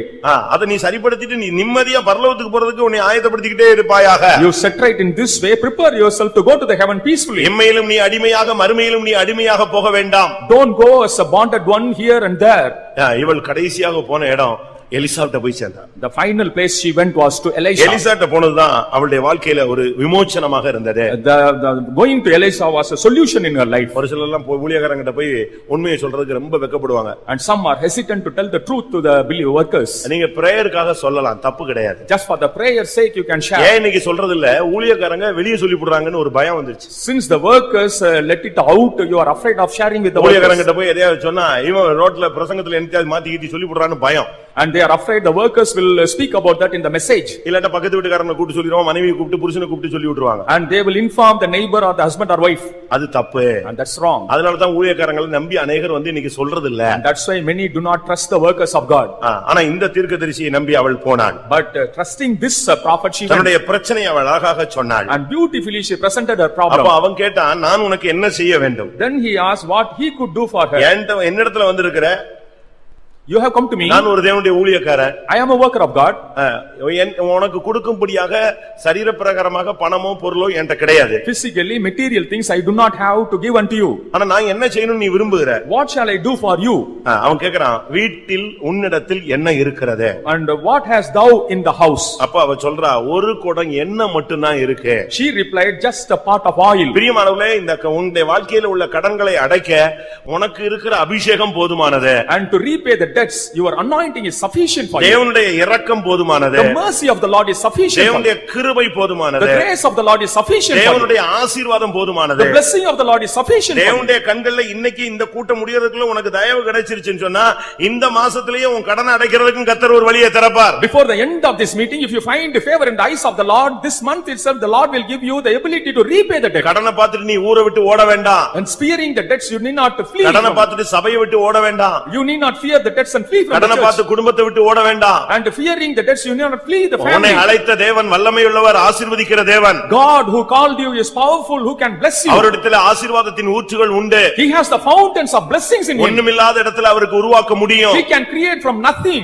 இல்லாத இடத்துல இருக்கிறதா அழைக்க முடியும். He can call nothing, everything from நீ ஒரு nothing. ஜீரோல இருந்தாலும் கர்த்தர் அதுல நம்பரை போட்டு உன்னை பெரிய ஆளா மாற்ற முடியும். You may be a zero before you, the Lord can place the digits and make you great. தேவனால எல்லாம் கூடும் என்று விசுவாசியுங்கள். You believe everything is possible with ஒருவேளை God. அதுக்குரிய வழியே உனக்கு இல்லாம இருக்கலாம். You may not have the chances of our life. அவாந்தர வெளியிலே அவருக்கு வழி உண்டு. He has way in the wilderness. கன்மலையில் அவருக்கு வழி உண்டு. He has the way in the rock. நடுக்கடலிலே அவருக்கு வழி உண்டு. He has his way in the sea. ஆகாயத்திலே அவருக்கு வழி உண்டு. He has his way in the heaven. அப்படியானால் உன்னுடைய கடனை அடைக்க அவருக்கு வழி உண்டு.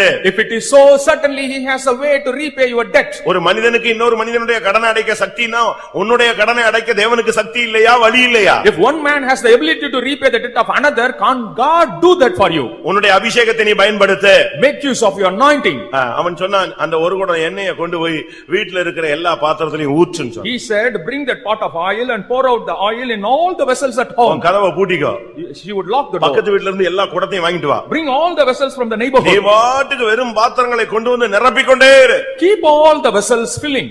அது எதை காண்பிக்கிறது? What does it denote? இந்த நிமிஷத்திலிருந்து நீ வீட்டுல போய் உன் அறை வீட்டை பூட்டிக் கொண்டு அந்தரங்கத்துல உன் பிதாவை நோக்கி நீ ஜெபிக்கும்படியாக தேவ ஆவியானவர் உன்னோடு பேசுகிறார். The Spirit of the Lord is urging you to keep yourself shut inside your house and call unto the Lord. மத்தேயு எழுதின சுவிசேஷம் என்ன சொல்லுகிறது? What does Gospel according to Matthew say? நீ போய் என்ன செய்ய வேண்டும்? What you have to go and do? உன் வீட்டை பூட்டு. You lock your door. ஆண்டவருடைய சமூகத்துல அந்தரங்கத்துல தேவனை நோக்கி கூப்பிடு. And you call unto the Lord secretly. 2 ராஜாக்கள் 4:4ல வேதம் என்ன சொல்லுகிறது? In 2 Kings 4, 4:4 என்ன சொல்லுகிறது? 4:4, உள்ளே போய் உன் பிள்ளைகளுடன் உள்ளே நின்று கதவை பூட்டி அந்த பாத்திரங்களை நிறைத்து வை. you go inside, thou shalt shut the door upon thee, upon the sons, and you can fill the vessels. இதை குறித்து மத்தேயு எழுதின சுவிசேஷத்தில் நாம் பார்க்கும் பொழுது About this in the Gospel according to வேதம் Matthew, என்ன சொல்லுகிறது? what does the Bible say? 6ஆம் அதிகாரம் 6ஆம் வசனத்திலே In 6:6, நீயோ ஜெபம் பண்ணும்போது உன் அறை வீட்டுக்குள் பிரவேசித்து உன் கதவை பூட்டி அந்தரங்கத்தில் இருக்கிற உன் பிதாவை நோக்கி ஜெபம் பண்ணு. அப்பொழுது அந்தரங்கத்தில் பார்க்கிற உன் பிதா வெளியரங்கமாய் உனக்கு பலன் அளிப்பார். you go into the house, close yourself, and pray unto the Father in secret. The Father in secret shall reward you openly. உனக்கு அபிஷேகம் இருக்கிறது. You have the anointing. உனக்கு தேவனுடைய தயவு இருக்கிறது. And you have the favor of the உனக்குள் Lord. விசுவாசம் இருக்கிறது. You have a faith. உனக்குள்ள இருக்கிற அந்த ஒரு குடத்தை வைத்து கர்த்தர் பெரிய காரியங்களை செய்ய முடியும். With that one part in you, the Lord can do great things. விசுவாசத்தை வைத்து நீ செயல்படுத்து.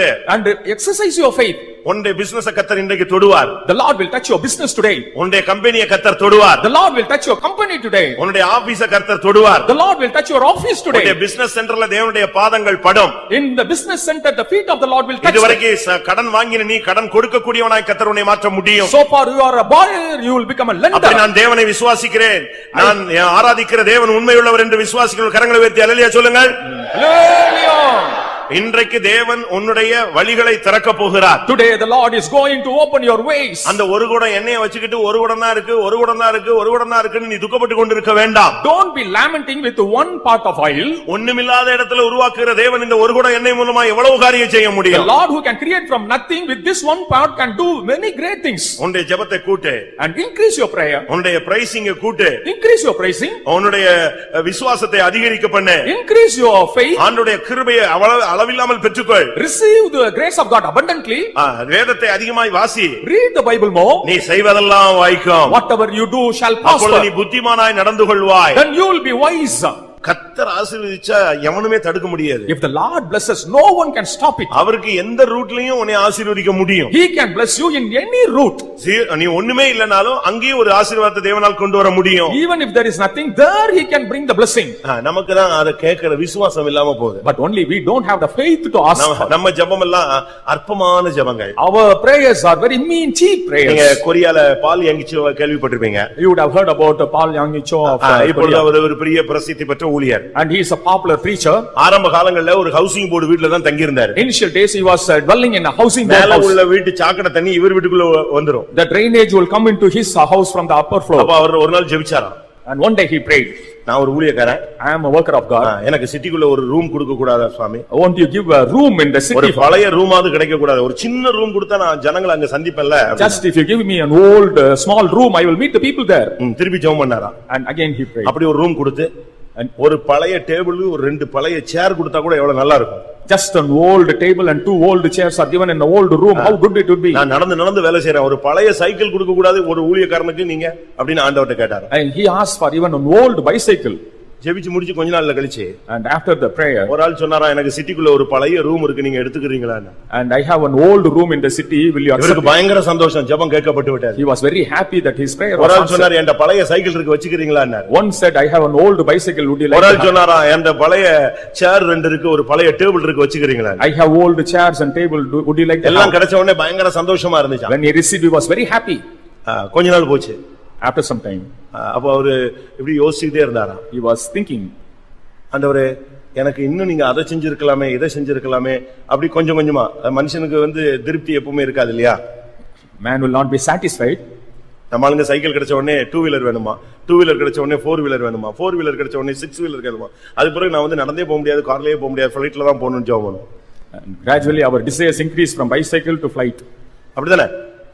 அதே மாதிரி இவர் ஒரு நாள் உட்கார்ந்து யோசிச்சாராம். அப்ப ஆண்டவர் சொன்னாராம், நீ என்கிட்ட பழைய ரூம் கேட்ட கொடுத்துட்ட, பழைய சைக்கிள் கேட்ட கொடுத்துட்டேன், பழைய சேர் கேட்ட கொடுத்துட்டேன், நீ கேட்டதெல்லாம் பழசு, நான் உனக்கு கொடுத்துட்டேன்னு சொன்னாங்க. You asked for only old things, I have given all the old things to you. அப்ப பெரிய தெய்வத்தை நம்ம வச்சுக்கிட்டு பெரிய காரியங்களை எதிர்பார்க்காம ஆண்டவரே ஒரு சைக்கிள் தாங்க சுவாமி, டெய்லி காத்து பஞ்சர் போனா கூட நம்ம காத்து அடிச்சு ஓட்டிக்கிறேன்னு தான் நம்ம ஜெபம் பண்றோம். And we are asking for old cycle from our great God.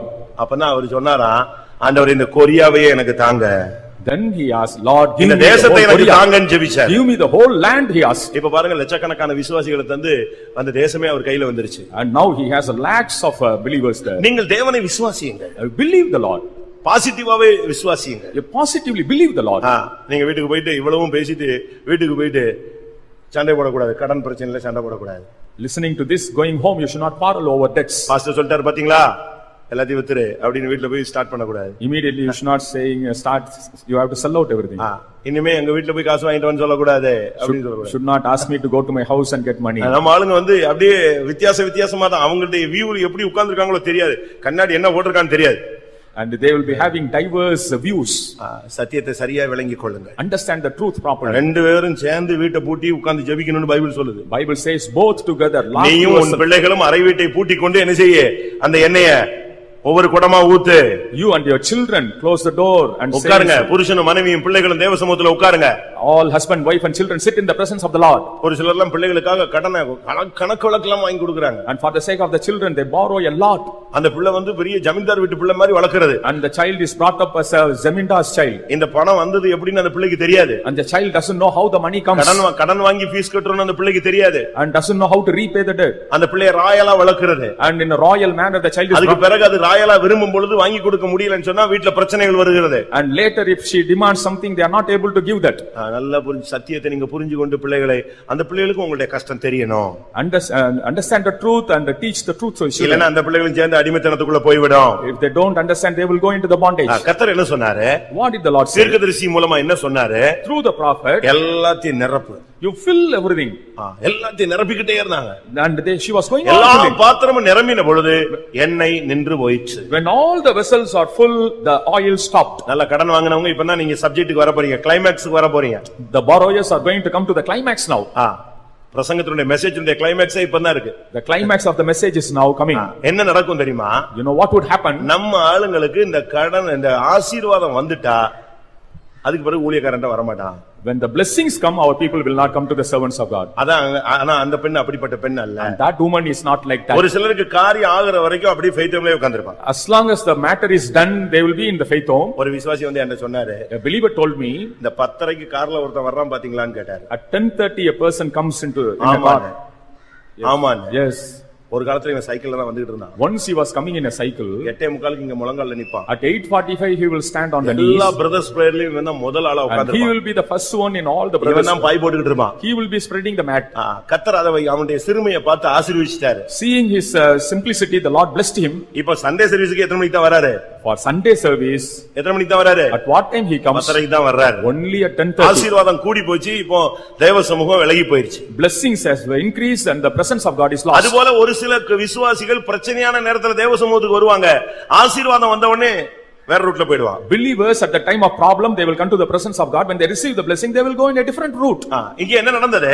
What happened here? அந்த பெண் மறுபடியும் தேவனுடைய ஊழியக்காரன்ட்ட வந்தா. That woman again came to the worker of God. வந்து தன்னுடைய பிரச்சனைகளை மறுபடியும் சொல்றா. And she said about the solution for the problem. அவள் தன்னுடைய ஊழியக்காரனிடத்துல வந்து came to the worker of God. 7ஆம் வசனம் சொல்லுகிறது. The 7th verse says, இப்பொழுது நான் எல்லாத்தையும் நிறைச்சிட்டேன்னு சொன்னா. She said, I have now filled all the vessels. வாசிங்க அந்த வசனம். 7th verse. அவள் போய் தேவனுடைய மனுஷனுக்கு அதை அறிவித்தாள். அப்பொழுது அவன், நீ போய் அந்த எண்ணெயை விற்று உன் கடனை தீர்த்து மீந்ததை கொண்டு நீயும் உன் பிள்ளைகளும் ஜீவனம் பண்ணுங்கள் என்றார். இதுதான் பைபிள். இதுதான் சத்தியம். This is the truth. இதுதான் உபதேசம். This is the doctrine. இதுதான் தேவனுடைய ஆலோசனை. This is the counsel of God. ஆசீர்வாதம் கிடைச்ச உடனே நீ ரொட்டேஷன்ல போக கூடாது. When you receive the blessing you should not go on rotation. பணம் கிடைக்கும். You will receive money. இன்னைக்கு சபையே ஜெபிக்க போகுது, உன் சாபம் தீர போகுது. Today the whole church is going to pray and the curse is going away. இன்னைக்கு யாருக்கெல்லாம் கடன் இருக்கோ அவங்க எல்லாம் இன்னைக்கு முழங்கால போட்டு தேவசமூகத்துல போராட போறீங்க. கர்த்தர் உன் கடனை தீர்க்க ஒரு வழி சொல்ல போகிறார். All the debtors, borrowers are going to pray on the knees. The Lord is going to give a solution for that. அப்படி வழி திறந்த உடனே ஓடி போயிட கூடாது. When the way is opened you should not run away. அப்படி உனக்கு பணம் கிடைச்ச பிறகு when you receive the money நீ வந்து கொஞ்சம் கொஞ்சமா கொடுத்துட்டு மிச்சத்தை வச்சு ரொட்டேஷன் பண்ண கூடாது. and you after repaying you should not rotate that money. நீ போய் அந்த எண்ணெயை விற்று you go and sell the oil. முதலாவது உன் கடனை தீர்த்து and first pay the debt. மீந்ததை கொண்டு ஜீவனம் பண்ணு. live thou and thy children of the rest. கர்த்தர் பணத்தையும் பொருளையும் கொடுத்த உடனே நீ ரொட்டேஷன்ல போக கூடாது. கொஞ்சம் கொஞ்சமா கொடுத்துறேன், கொஞ்சம் கொஞ்சமா அடைச்சிறேன், இன்னும் ஒரு 7 வருஷம் அடைக்கிறேன் இப்படி சொல்லி நீ செய்ய கூடாது. கர்த்தர் உன்னை நம்பி உன்னை ஆசீர்வதிக்க போறாரு.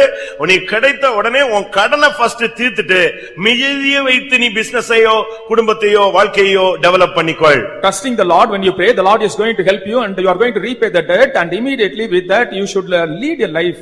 இந்த கான்செப்ட்டுக்கு நீங்க ஒத்து வந்தீங்கன்னா நான் உங்களுக்காக ஜெபிப்பேன். If you come understand this concept and cooperate we will pray for you. ஆசீர்வாதம் வந்த உடனே ஓடிட்டோ விலகிட்டோ ரொட்டேஷன்லயே நீ போக கூடாது. After receiving the blessing you should not go for rotating the money. நீ உன் கடனை தீர்த்து மீந்ததை கொண்டு நீ ஜீவனம் பண்ணு. pay the debt and live thou thy children of the rest.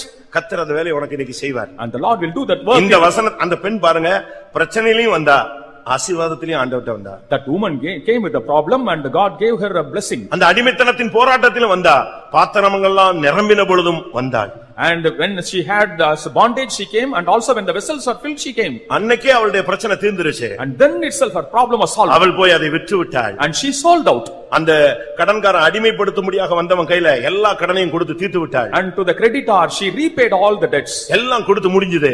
And everything was settled. இப்ப மீதி இருக்கு. Now she has the rest. அந்த தீர்க்கதரிசி சொன்னா இத வச்சு உன் பிள்ளைகளை வளர்த்து படிக்க வச்சு வாழ்க்கையில முன்னேறிக்காள். And with this you bring up your children and go forward in your life. எவ்வளவு அருமையான ஆலோசனை. What a good counsel. பிரியமானவர்களே, இந்த காலை வேளையில உங்களுடைய ஜீவியத்தில் இருக்கிற கடன்களை நீங்கள் கண்டு துவண்டு கொண்டிருக்கிறீர்கள். இன்றைக்கு அதிலிருந்து கர்த்தர் உங்களை விடுவிக்கும்படியாக தேவன் ஆசீர்வதிப்பாராக. Seeing your debts you are fainting, may the Lord deliver you from that and bless you. இன்னைக்கு நமக்கு எத்தனை பேருக்கு அப்படி செய்ய முடியும்? How many of us can do அப்படி நீங்க like ஒப்பு கொடுத்தீங்கன்னா கர்த்தர் இன்றைக்கு ஒரு ஆசீர்வாதத்தின் வழியை, அவருக்கு எவ்வளவோ வழிகள் இருக்கிறது. And if you submit so, the Lord has a lot of ways and he will certainly bless you. செங்கடல்ல அவருக்கு ஒரு வழி இருந்துச்சே. And even in the Red Sea he had a way. உடனே செங்கடல் பிளக்குது. Immediately Red Sea was divided. அந்த உளையான சேறு ஒரு செகண்ட்ல அப்படி காஞ்சி தர மாதிரி மாறுது. The miry clay became a dried land. அந்த தண்ணீர் அப்படி மதில் போல நிக்குது. And the water stood as walls.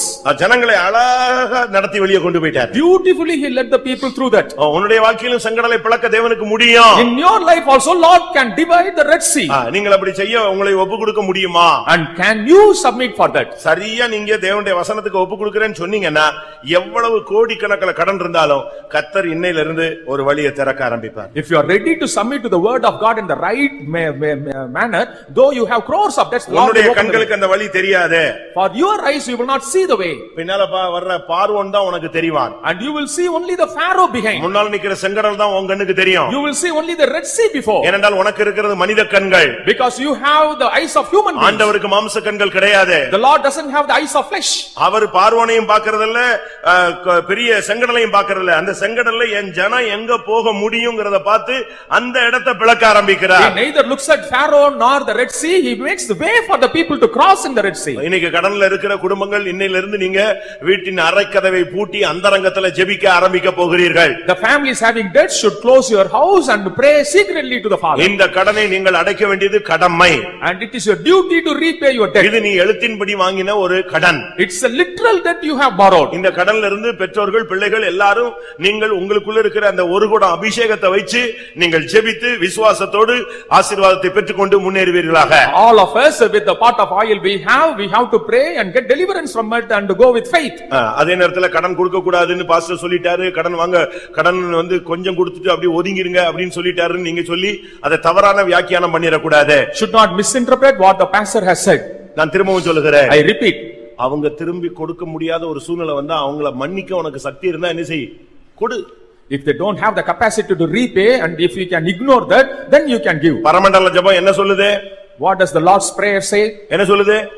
எங்கள் கடனாளிகளுக்கு நாங்கள் மன்னிக்கிறது போல எங்கள் கடன்களை நீர் எங்களுக்கு மன்னியும். அப்போ உங்களுடைய கடனாளிகளுக்கு உங்களுக்கு மன்னிக்க கூடிய மனப்பக்குவம் இருந்தால் அவன் வாங்கிட்டு கொடுக்காம போயிட்டா கூட ஸ்தோத்திரம் பண்ணி அவனை மன்னிச்சு ஆசீர்வதிச்சு விட்டுறணும். அவன் வீட்டு கல்யாணத்துக்கு போகணும், சாவுக்கு போகணும். As said in the Lord's prayer, if you have the capacity to ignore or spare what they have borrowed, and you should spare that and should visit them often. முடியுமா? Can you do so?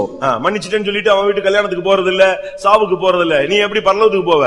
And saying you have forgiven, you ignore them, then how will you go to the kingdom of God? சத்தியத்தை நீங்கள் சரியான விதத்தில் விளங்கிக் கொள்ளுங்கள்.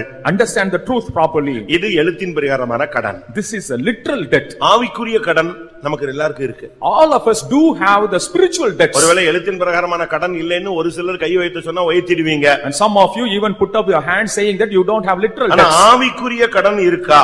Do you have the spiritual debt? இந்த கடனையும் settle பண்ணலனா பரலோகத்துக்கு போக முடியாது. If you don't settle even this debt, you cannot go to the kingdom of God. நான் திரும்பவும் சொல்றேன். I repeat it. இந்த கடனையும் நீ தீர்க்க வேண்டும். You have to settle this debt also. ரோமருக்கு எழுதின நிருபம் Epistle written முதலாம் அதிகாரம் first chapter 14 15 வசனங்கள் 15 and 16. கிரேக்கருக்கும் மற்ற அந்நியர்களுக்கும் ஞானிகளுக்கும் மூடருக்கும் நான் கடனாளியாயிருக்கிறேன். என்ன கடன்? 14 15.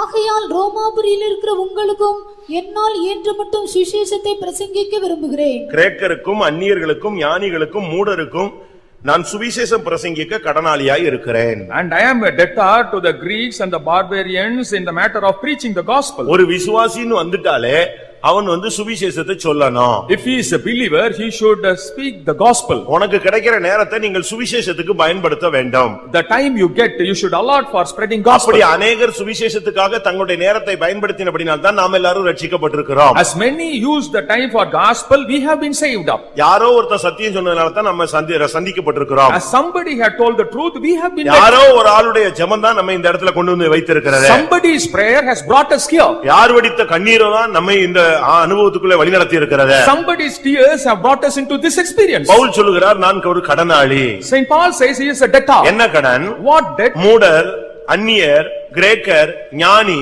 எல்லாருக்கும் நான் சுவிசேஷத்தை பிரசங்கிக்க கடனாளி. I am a debtor to preach to the Greeks, barbarians, wise and unwise. நீங்க எத்தனை பேர் சுவிசேஷம் சொல்றீங்க? To how many you preach the gospel? முடிஞ்ச உடனே சாப்பிடுவோம். Immediately after this we ஒரு will eat. சிலர் சாப்பிடுவதில்லை. And some do not ஒரு eat. சிலர் சண்டே ஸ்கூல் ஊழியம் செய்வோம். Some do the Sunday school ஒரு ministry. சிலர் வீட்டுக்கு போய் விடுவோம். Some will go home. அவ்வளவுதான். That's all. இனி நெக்ஸ்ட் வீக் ஆட்டோமேட்டிக்கா வருவோம். And next week automatically we will come. சுவிசேஷம் சொன்னோமா? Did we preach the gospel? அதுக்கு தான் ஊழியக்காரங்க இருக்காங்கல்ல, நாங்க தசமம் வாங்க கொடுக்குறோம், அவங்க செய்யட்டும். There are workers and they can do and we give the tithe. அப்படி அல்ல பிரியமானவர்களே. And that's not so. நீங்கள் ஒவ்வொருவரும் சுவிசேஷகர்கள். Everyone should preach the நீ gospel. பெற்ற சுவிசேஷத்தின் நன்மையை நீ மத்தவனுக்கு சொல்லணும். You have to speak about the goodness of நான் gospel. பெற்ற இன்பம் பெருகையும் வையகம். The goodness- நம்ம பெற்ற அனுபவத்தை இந்த உலகம் முழுவதும் பறைசாற்ற நாம் கடமைப்பட்டிருக்கிறோம். We are indebted to preach the experience what we have received. சுவிசேஷம் சொல்றீங்களா? Do you preach the gospel? நல்ல கை கால் இருக்கும்போதே சுவிசேஷம் சொல்லு. When you have good health, you preach. எதிர்ப்புகள் வர்றதுக்கு முன்னாலே சுவிசேஷம் சொல்லுங்க. Before resistance comes, you preach the gospel. உன் கூட வேலை பார்க்கறவனுக்கு சுவிசேஷம் சொல்லு. To the colleagues, you preach the gospel. நாகமானுக்கு யார் சுவிசேஷம் சொன்னது? Who preached gospel to Naaman? அந்த படைத்தலைவர் அந்த குஷ்டரோகிக்கு சுவிசேஷம் சொன்ன ஆள் யாரு? To the captain of the host, who preached the இஸ்ரவேல்ல உள்ள ஒரு சிறு பெண். a small little lass. அவதான் எஜமான்கிட்ட சொல்றா, இஸ்ரவேலுக்கு போனா என்னுடைய எஜமானுக்கு சுகமாயிடும்னு. And to the mistress she so told that the master, if she goes to the Israel, he will be healed. அந்த பெண் போய் அத அவன்கிட்ட சொன்னா. And that woman told him. அவன் போய் ராஜாட்ட சொன்னா. He told the king. ராஜாட்ட லெட்டர் வாங்கிட்டு இவன் புறப்பட்டு வந்துட்டான். And with a letter from the king he came. இதனுடைய துருப்புச்சீட்டு யாரு? And who is the triumph card? முதல் ஆளு வந்து அந்த சிறு பெண்ணு தான். That lass, damsel.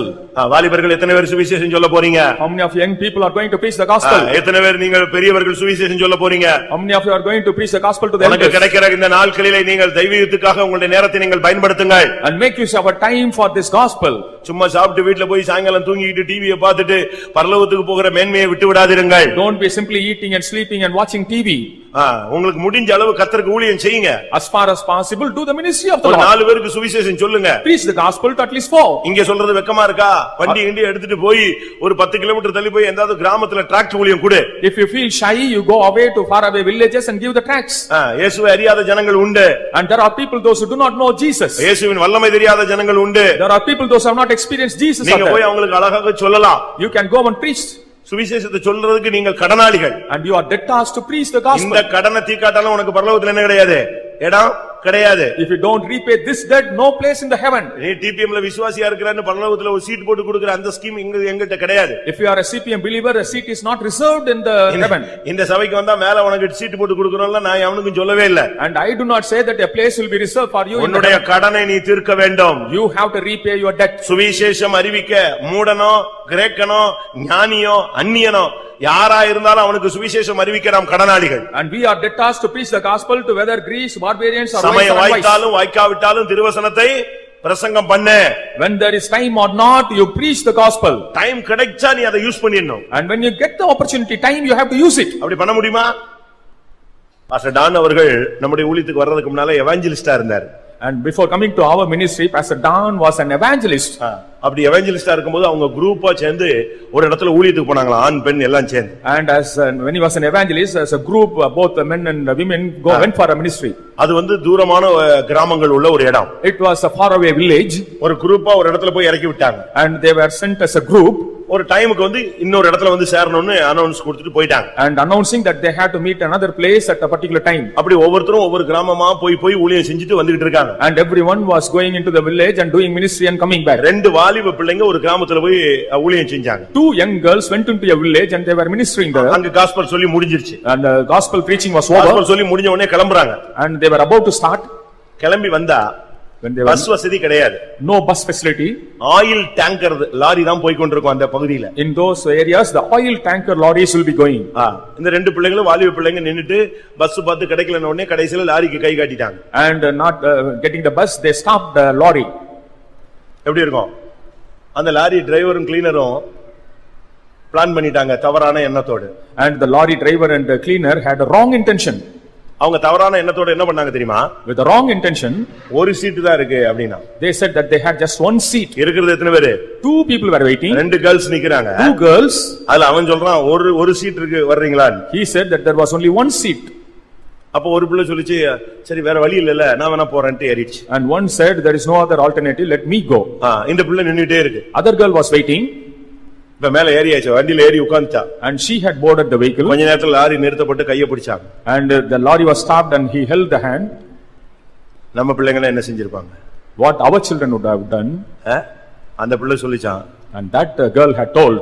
இப்படிப்பட்ட கைகளுக்காக தான் இயேசு சிலுவையிலே ஆணி அடிக்கப்பட்டார். Only for such hands Jesus was nailed on the cross. அவன் கையை எடுத்துட்டான். And he removed the hand. அவனுக்கு ஒண்ணுமே ஓடல. and he could not do anything. லாரியை கிளப்பிட்டு போயிட்டான்.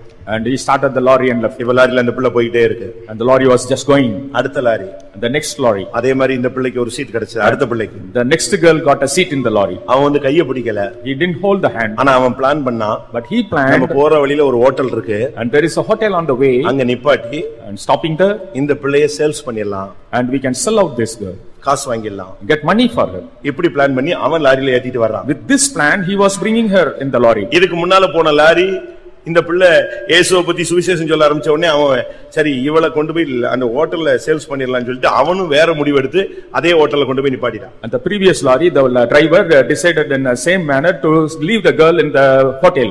இப்ப அந்த ஹோட்டல்ல ஒரு சீட்ல போய் அந்த பிள்ளை உட்கார்ந்திருக்கா. And that girl was seated in the hotel. அவன் உள்ள போய்ட்டான். And he had gone inside. உள்ள போய் ரெண்டு பேரும் இந்த பிள்ளையை காட்டி பேசுறாங்க, ரேட் பேசுறாங்க. And they were talking about the rate for the girl. இந்த நேரத்துல அடுத்த லாரி வந்துருச்சு. In that moment the next lorry also came. அந்த பிள்ளை இறங்கி அடுத்த சீட்ல வந்து உட்கார்ந்துட்டா. The other girl came and sat beside. ரெண்டு பேரும் சொன்னாங்க எனக்கு இப்படி வண்டியில பிரச்சனையாச்சுன்னு ஒரு பிள்ளை சொன்னா. And they shared their experience. அதெல்லாம் வரும் பரவாயில்லைன்னு சொல்லியாச்சு. And it was ignored. இப்ப நாலு டிரைவர் இந்த ரெண்டு டிரைவரும் ரெண்டு கிளீனரும் சாப்பிட்டுட்டு ரேட் பேசி இந்த ரெண்டு பிள்ளைகளையும் விக்கிறதுக்கு எல்லாம் கிளியர் பண்ணிட்டு வர்றதுக்குள்ள இவ சொன்னா டைம் வேஸ்ட் ஆகுது, நீ பாட்டு பாடு நான் காஸ்பல் சொல்றேன்னா. And before these people could come, she said, instead of wasting the time, let me sing a song, you preach the gospel. ஒரு கேர்ள் சத்தமா பாட்டு பாட ஆரம்பிச்சிட்டா ஹோட்டல்ல உள்ள அவ்வளவு பேரும் வந்து கூடியாச்சு. And one started singing and all gathered there. பாட்டு முடிஞ்சது, அடுத்த கேர்ள் காஸ்பல் தொடங்கிட்டா. After the song another girl started. அருமையான ஒரு காஸ்பல். Beautiful. அப்படியே சிலுவையை முன்னால கொண்டு வந்து ஹோட்டல்ல நிப்பாட்டிட்டா. And they brought the cross just in front of. முதல்ல அழுது முழங்கால் போட்டு வந்து முழங்கால் போட்டது கையை தொட்டதான அந்த லாரி டிரைவர் தான் வந்து முழங்கால் போட்டான். And the first person to come and kneel with the tears was the lorry driver. கொஞ்ச நேரத்துல அடுத்தவன் வந்து முழங்கால் போட்டான். After some time the next driver came. அந்த ஹோட்டல்லே ஒரு பெரிய அசைவு உண்டாகிவிட்டது. And there was some shake in the whole hotel. இப்ப காஸ்பல் முடிஞ்சிருச்சு. Now gospel is over. இவங்க கிளம்பணும். And they have to start. அந்த லாரிக்காரன் சொன்னானா, the lorry driver told, பக்கத்து கிராமம் தான் என் வீடு. My house is in the next. இதே காஸ்பல் என் வீட்டுக்கு வந்து நிச்சீங்க. தயவு செய்து சொல்லுங்க. You please come to my village and preach the same gospel there. அந்த ரெண்டு பிள்ளைகளும் அந்த வீட்ல போய் சுவிசேஷம் சொன்னாங்க. And both the girls went there and preached the gospel. அந்த லாரி டிரைவர் வீடு ஃபெய்த்தோமா மாறினது. And the lorry driver's house has become a faith home. இதுதான் gospel. And this is gospel. நம்ம சொல்லுவோமா? Will we preach? ஒண்ணு ஏற மாட்டோம், ஒண்ணு ஊழியத்துக்கு போக மாட்டோம். We will neither go to the ministry. அப்படி போனால் லாரியில் ஏற மாட்டோம். Even if we go, we will not go. இப்படி ஒரு சம்பவம் நடந்தா லாரியில இருந்து குதித்து சாவோம். And if such an incident comes, we will jump from the lorry. இல்ல கர்த்தர் கைவிட்டார் என்று அறிக்கையிடுவோம். And we will confess the Lord has forsaken. சூழ்நிலையை சாதகமா மாத்துறதுதான் gospel. The gospel is the one that changes the situation convenient for us. சத்தியம்னா என்ன நீங்க புரிஞ்சுக்கிட்டீங்க? And you understand what is truth. பரலோகத்துல அந்த பிள்ளைகளுக்கு மேலான இடம் கிடைக்குமா? நம்ம இங்க உட்கார்ந்துட்டு அல்லேலூயா போட்டு கை தட்டிட்டு கூட்டம் முடிஞ்ச உடனே வீட்டுக்கு ஓடுறோமே, நமக்கு மேலான இடம் கிடைக்குமான்னு பாருங்க. And we have to find out who will get a better place in the heaven. சுவிசேஷம் எத்தனை பேர் சொல்றீங்க? To how many people you preach? உங்க மூலமா எத்தனை பேர் இந்த சபைக்குள்ள வந்திருக்காங்கன்னு பாருங்க. You see how many have come into the church because of you? உங்கள் மூலமா ஒரு ஆத்துமா உள்ள வந்திருக்கா? Has one single soul come into the church? இல்ல வந்தவன நீங்க துரத்தி விட்டீங்களா? Or have you chased away?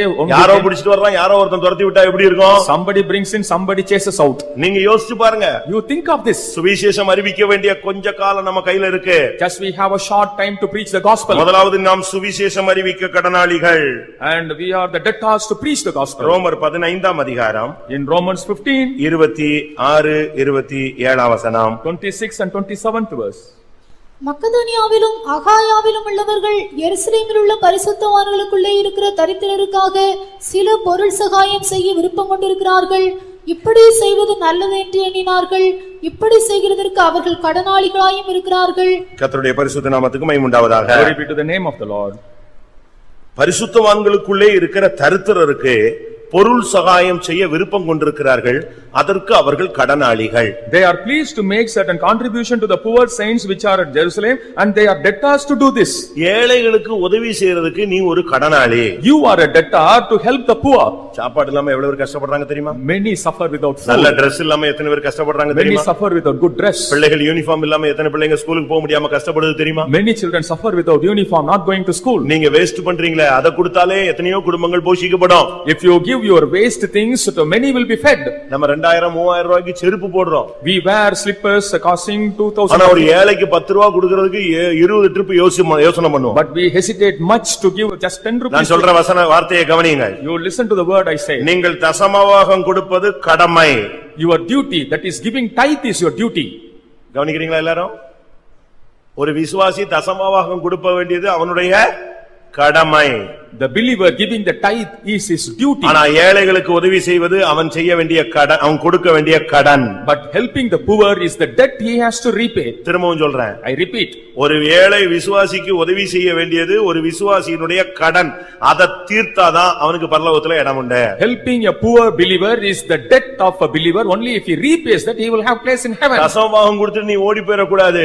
ஏழைகளுக்கு நீ உதவி செய்யணும். Just giving tithes you cannot escape and run. You have to help the poor. வெளியே உள்ளவங்களுக்கு உதவி செய்யாட்டோட விசுவாசத்துல இருக்கிறவங்களுக்காக உதவி செய்யுங்க. At least you help those who are in faith.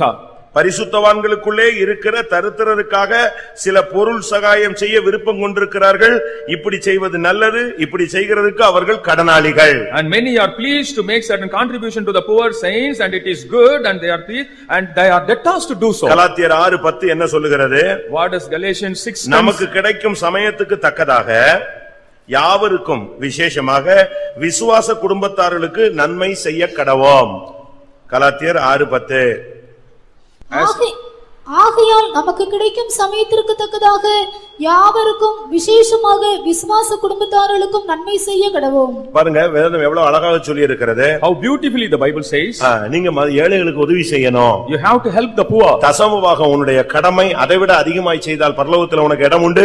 அதை விட்டு இன்னொரு பகுதி இருக்கிறது, ஏழைகளுக்கு உதவி செய்தல். Tithe is your duty, and if you do that you will have the place in heaven. More than that you should repay the debt by helping the poor. அதுக்காக தசமபாகத்தை 7 கூறு போட்டு 7 பேருக்கு உதவி செஞ்சுட்டு நானும் உதவி செஞ்சுட்டேன்னு எஸ்கேப் ஆயிடக்கூடாது. But you should not make use of the tithe for helping the poor. அதுக்கு சமயம் வைத்தா அதுக்கு ஒரு சான்ஸ் பிரசங்கம் பண்றேன். And if I get an opportunity, தசமபாகம் யார் கொடுக்கலாம் யார் வாங்கலாம் அது ஆவியானவர் பேசும்போது பேசுறேன். And when the Lord permits I will speak to whom you have to give tithe. முதல் கடன் நீ உலகத்துல வாங்கின கடன் அடைப்பது. And the first debt repaying the worldly debts. இரண்டாவது கடன் நீ சுவிசேஷம் அறிவிக்க கடனாளிகள். The second debt you are a debtor to preach the gospel. மூன்றாவது கடன் மற்றவர்களுக்கு உதவி செய்ய நீ கடனாளியாய் இருக்கிறாய். And you are a debtor to help others. நீங்க ஏழைகளுக்கு இறங்குங்க. And show mercy to the poor. ஏழைகளுக்கு உதவி செய்யுங்க. Help the poor. பைபிள் என்ன சொல்லுகிறது? What does the Bible say? ஏழைகளுக்கு நீ இறங்குனா நீ கர்த்தருக்கு கடன் கொடுக்கிறாய். If you show mercy to the poor, then you are lending to the Lord. நீதிமொழிகள் 19:17. Proverbs 19:17. நீதிமொழிகள் 19:17. Proverbs 19:17. ஏழைக்கு இறங்குகிறவன் கர்த்தருக்கு கடன் கொடுக்கிறான், அவன் கொடுத்ததை அவர் திரும்ப கொடுப்பார். ஏழைக்கு இறங்குகிறவன் யாருக்கு கடன் கொடுக்கிறான்? ஏழைக்கு இல்ல, யாருக்கு? ஏழைக்கு இறங்குகிறவன் கர்த்தருக்கு என்ன செய்றான்? கடன் கொடுக்கிறான். He that hath pity upon the poor lendeth unto the Lord. அவர் என்ன செய்வாரா? அவர் என்ன செய்வாரு? What will he do? திரும்ப கொடுப்பார். He will repay that. சரி, இது அப்படி ஆர்சி பைபிளுக்குள்ள நுழைவோம். Let us go into the RC Bible. RC பைபிள்ல வீட்ல இருந்தா நீங்க வீட்ல போய் பாருங்க. இதே நீதிமொழிகள் 19:17 ஏழைக்கு இறங்குகிறவன் கர்த்தருக்கு வட்டிக்கு கொடுக்கிறான். In RC Bible it is said that in Proverbs 19:17 he that shows mercy to the poor he is giving usury to the Lord. RC Bible இருக்கா? என்கிட்ட இருக்கு, ரூம்ல இருக்கு. பைபிள் அந்த ஆர்சி பைபிள் சொல்லுகிறது ஏழைக்கு இறங்குற. நம்ம பைபிள் ரொம்ப டீசென்ட்டா சொல்லுது, என்ன செய்யுது? கடன் கொடுக்கிறான்னு. ஆர்சி பைபிள் என்ன சொல்லுது? ஏழைக்கு இறங்குறவன் கர்த்தருக்கு வட்டிக்கு கொடுக்கிறான், கர்த்தர் அதை அவனுக்கு திரும்ப கொடுப்பார். எப்படி கொடுப்பாரு? வட்டி கொடுத்தா அசலு முதலு அடுத்து என்னது? வட்டி, ரெண்டையும் சேர்த்து தான் அவர் கொடுப்பாரு. The Lord will repay along with the principal and interest. தமிழ்ல சொல்லுவான் தர்மம் தலை காக்கும் சொல்லுவான். In Tamil they say that the alms will preserve the head. நீங்க உதவி செய்றீங்களா? எத்தனை பேர் உதவி செய்றீங்க? How many of you give? தசமபாகம் மட்டுமல்ல, ஏழைகளுக்கு இறங்கணும். கர்த்தர் உன்கிட்ட ஒரு ஏழையை கொண்டு வருவார், செக் பண்ணுவார் இன்னையில இருந்து. And God will bring a poor person and he will test you. செய்வாரா? Will you do? ஒரு சகோதரன் ஒரு ஊழியக்காரர் ஃபெய்த்தோம்ல இருந்து கிளம்பினார். ஃபெய்த்தோம்ல இருந்து கிளம்புறார். A brother was going from the faith home. வாசல்ல ஒரு பிச்சைக்காரன், A beggar at the doorstep கேக்குறான், காசு கேக்குறார். asking for money. இது இலங்கையில நடந்த ஒரு சம்பவம். Its incident happened in Sri Lanka.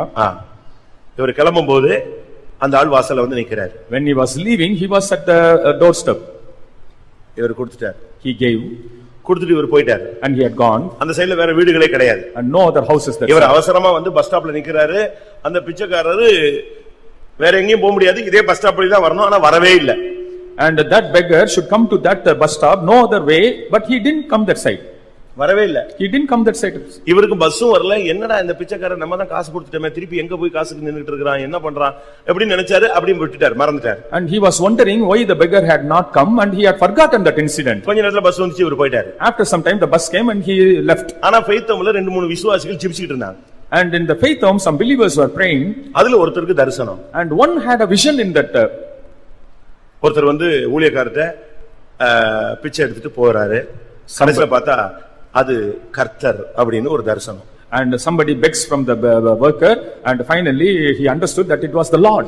அப்ப அதுல அந்த தரிசனத்துல அந்த ஜெபிச்சிட்டு இருக்கவன்ட்ட ஒரு தரிசனத்துல சொல்றாரு, நான் இந்த ஃபெய்த் ஹோமுக்கு போனேன், அவன் என்னை கொடுக்காமலே வெளியே துரத்தி விட்டான், அவன் கஞ்சன், ஆனா இங்க வந்த இந்த ஊழியக்காரன் எனக்கு உதவி செஞ்சான் அப்படின்னு அந்த தரிசனத்துல அவர் சொல்லிட்டு போயிட்டார்.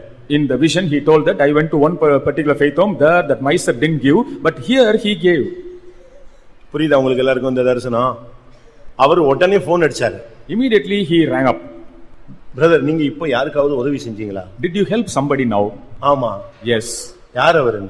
Who was that? யாரோ ஒருத்தன் ஏழை வந்தான், ஆனா கொடுத்த அந்த ஆளு ஃபெய்த் ஹோம் விட்டு வெளியவே வரல, அங்கேயே நின்னுட்டு இருந்தான். சரி ஏதோ நிக்கிறான், எனக்கு டைம் இல்லைன்னு நான் வந்துட்டேன் அப்படின்னு. அப்பதான் அவர் சொன்னாரு, உங்ககிட்ட காசு வாங்கினது யாரு? கர்த்தர் தான் வாங்கி இருக்கிறார். When he told the incident, he said that it was the Lord who got the money from him. அப்போ அவரு சொன்னாரா, Then he said, இன்னொரு ஃபெய்த் ஹோம்ல இப்படி நடந்துச்சு, அவர் கொடுக்கலன்னு சொல்றாரு, விசாரிச்சு பாருங்க. விசாரிச்சு பார்த்தா அங்க அந்த ஊழியக்காரன் என்ன செய்யல, காசை கொடுக்கல. When inquired, they found out in the other faith home the worker had not given the money. வருவார், சில நேரத்துல உங்க வீட்டுக்கு வருவார். Sometimes he will come to your house. எத்தனை ட்ரிப் துரத்துனீங்கன்னு உங்களுக்கு தான் தெரியும். Only you know how many will open.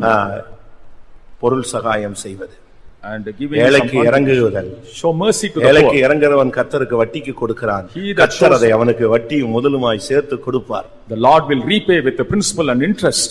உதவி செய்யறத ஒரு பிராக்டிஸா கொண்டு வாங்க. You practice helping others. பிள்ளைகளுக்கு அதை பிராக்டிஸ்ல வச்சு கொடுங்க. And practice your children in the helping mind கொண்டு வாங்க. And bring them up with the helping mind. Hospitality mind வரட்டும். Let them have the mind of hospitality. உதவி செய்யற மனப்பான்மை பிள்ளைகளுக்கு வளர்த்து விடுங்க. And let the children have the helping tendency. நீ கஞ்சனா இருந்து உன் பிள்ளை அதை விட கஞ்சனா இருக்க கூடாது. லோபியின் எத்தனங்கள் மகா கஞ்சனமானவை. And both the children, the parents should not be tensed up. நீங்க ஏழைகளுக்கு உதவி செய்து பழகணும். You should practice helping poor. நீ ஒரு ஆசாரியனை போல போய் விட கூடாது. You should not avoid going. நீ ஒரு லேவியனை போல போய் விட கூடாது. Should not go avoiding like a Levite. நீ ஒரு சமாரியனாய் நின்று உதவி செய்ய வேண்டும். Like a Samaritan you have to help. 2 தெசலோனிக்கேயர் 1 அதிகாரம் 3 வசனம். 2 Thessalonians 3:1-3. சகோதரரே, நாங்கள் எப்பொழுதும் உங்களுக்காக தேவனை ஸ்தோத்திரிக்க கடனாளிகளாயிருக்கிறோம். தேவனை ஸ்தோத்திரிக்க நாம் கடனாளிகள். We are bound to thank the Lord. ஒரு தேவனுடைய பிள்ளை என்று சொல்லுகிறவன் மற்றவங்களுக்காக ஸ்தோத்திரம் பண்ணணும். A child of God should praise for others. அது ஒரு கடன். And that is a debt. நீங்க மற்றவங்களுக்காக ஸ்தோத்திரம் பண்றீங்களா? Do you praise for others? மற்றவங்களுக்காக நீங்க ஸ்தோத்திரம் பண்றீங்களா? Do you praise for others? நான் பொன்னகரத்தில் இருக்கும்போது when I was in Ponnagaram, ஒரு சகோதரனை பயங்கர பிசாசு போராட்டத்தில் சிக்கி தவித்தார். Brother was caught because of the problem of devil. பயங்கர போராட்டம். A terrible struggle. அப்ப நான் அந்த பிசாசோடு போராடி கொண்டிருந்தேன். And I was wrestling against the devil. நான் சொன்னேன், இவ்வளவு போராடுறே, உன்னால அவனை மேற்கொள்ள முடியலல்ல, விட்டுட்டு ஓடுன்னு சொன்னேன். I said you are not able to overcome him, you are struggling, you விடாம அவனை தொந்தரவு பண்ற, கரெக்ட், ஆனா உன்னால அவனை ஓவர்கம் பண்ண முடியலல்ல, ஏன் திருப்பி போராடுற, ஓடு. You are troubling but not able to overcome, you flee. அப்ப அந்த ஆவி சொன்னது, the spirit said, போராடுறேன் மேற்கொள்ள முடியலங்கிறது உண்மைதான், அதுக்கு ரகசியம் ஒன்னு இருக்குன்னு சொல்லி. It's true, but there is a secret. இந்த 4 மணிக்கு இவனுக்கு தோத்திரம் பண்றேல்ல, இவன் பேரை அடிச்சிரு. You are praising at 4 o'clock, you delete his name. இவன் பேரை அடிச்சு பாரு, இந்த லிஸ்ட்ல இருக்க ஒருத்தனை தோத்திரம் பண்ண கூடாது இவனுக்கு. இவனுக்கு பேரை எடுத்துரு, ஒரே நாள்ல நான் இவனை தூக்கிடுறேன்னு. You delete his name from the list, I will lift him in one day. அப்பதான் யோசிச்சேன், இந்த 4 மணி ஸ்தோத்திரத்துல அநேகர் லைஃப் நின்னுட்டு இருக்குன்னு அப்பதான் புரிஞ்சது. Then only I understood that the lives of many stand only because of the 4 o'clock praising. ஆனா தேவன் அந்த சகோதரனை இன்னைக்கு உயிரோட வச்சிருக்காரு. 2-3 வாரத்துக்கு முன்னால இங்கேயே பார்த்தேன், ஆச்சரியமா இருந்துச்சு. இத்தனை வருஷத்துக்கு பிறகும் இந்த போராட்டத்துல கர்த்தர் அவனை நெஞ்சிருக்கிறாரு.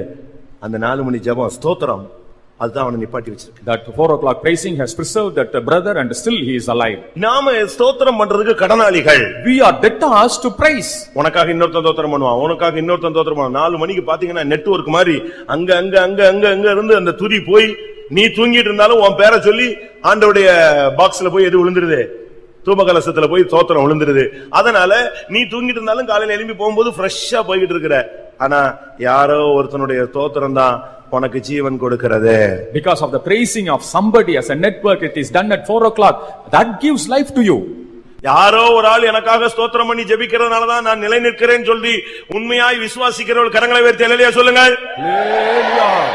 உனக்காக உன் மனைவியோ புருஷனோ உன் ஊழியக்காரனோ உன்னை பத்தி தெரிஞ்சவனோ உன் சபையில உள்ள ஏதோ ஒரு விசுவாசியோ உனக்காக ஸ்தோத்திரம் பண்றான். Somebody, a believer or a worker of God, somebody known to you is praising for you. ஏதோ ஒரு ஸ்தோத்திரம் உனக்கு கிருபையை கொண்டு வந்து நிற்பாட்டியது. Some praising has brought grace. அநேகருடைய ஸ்தோத்திரத்தினால் கிருபை பெருகுகிறது. The grace increases because of the praising of நீ many. உன்னுடைய ஓட்டத்தை முடிக்கிறதுக்குள்ள ஸ்தோத்திரம் பண்றதுக்குள்ள உள்ள கடனை நீ தீர்த்தே ஆக வேண்டும். And before you complete the race, you have to repay the debt of நீ praising பெற்ற நன்மைகளுக்கு, for the goodness you have உனக்கு received, தேவன் செய்த உதவிகளுக்கு, all the help the Lord has ஒவ்வொரு done, நிமிடமும் உன்னை பராமரித்து வருகிறதற்கு, for preserving you every உன் moment. ஓட்டத்தின் முடிவு வரைக்கும் தேவன் செய்த நன்மைகளுக்கு நீ ஸ்தோத்திரம் பண்ணி உன் கடனை தீர்த்து தான் நீ பரலோகத்துக்கு கால் எடுத்து வைக்க முடியும். Till the end, before the end, you have to praise, repay the debt and go to the heaven. ரோமர் 13ஆம் அதிகாரம் 8ஆம் வசனத்தை பார்க்கும் பொழுது, In Romans 13:8 we see. ரோமர் 13:8, 13:8. ஒருவரிடத்தில் ஒருவர் அன்பு கூறுகிற கடனை அல்லாமல் மற்றொன்றிலும் ஒருவனுக்கும் கடன்படாதிருங்கள். அன்பு கூறுகிற ஒரு கடன் இருக்கு. There is a love of the debt of loving. மத்தவங்களை வெறுக்கிறத விட்டுருங்க. You stop hating others. மற்றவங்களை நேசியுங்க. You love others. கிறிஸ்துவுக்குள் நேசியுங்கள். In Christ you love. தன் சகோதரனை பகைக்கிற எவனும் மனித கொலைபாதகன். He that hates his brother is the hater of man. ஒருவன் ஒளியில் இருக்கிறேன் என்று சொல்லியும் தன் சகோதரனை பகைத்தால் அவன் இருளில் கிடக்கிறான். Saying that he is in the light, if he hates the brother, he is in கண்ட சகோதரத்தில் அன்பு கூறாதவன் காணாத தேவனிடத்தில் எப்படி அன்பு கூறுவான்? He that doesn't love his brother, how will he love the Lord who is not seen? நாம் மற்றவர்களிடத்தில் அன்பு கூற கடனாளிகளா இருக்கிறோம். We are debtors to love others. நம்ம பார்த்துட்டு மூஞ்சி தூக்கிட்டு முகநாடி மாறிட்டு அவன் வீட்டுக்கு போகாம இவன் வீட்டுக்கு போகாம நல்லது கெட்டதுக்கு போகாம ஒதுங்கி போனா நீ ஒரு குற்றவாளி, அன்புக்கு நீ ஒரு கடனாளி. And changing the countenance, if you are avoiding and hating people, then you are a debtor to love. உங்களால அப்படி அன்பு கூற முடியுமா?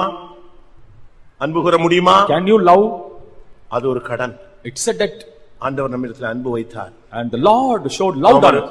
யோவான் 13:1 சொல்லுகிறது, ஆரம்பத்தில் வைத்த அன்பு வைத்தபடியே முடிவு பரியந்தம் அவரிடத்தில் அன்பு வைத்தார். In John 13:1 it is said that as he loved us in the beginning till the end. துவக்கத்தில் எப்படி நேசித்தாரோ அதே போல அவருடைய அன்புல மாற்றமே கிடையாது. As he loved in the beginning, there will be no change in the love till the end. நீங்க அப்படி நேசிக்க முடியுமா? Can you love so?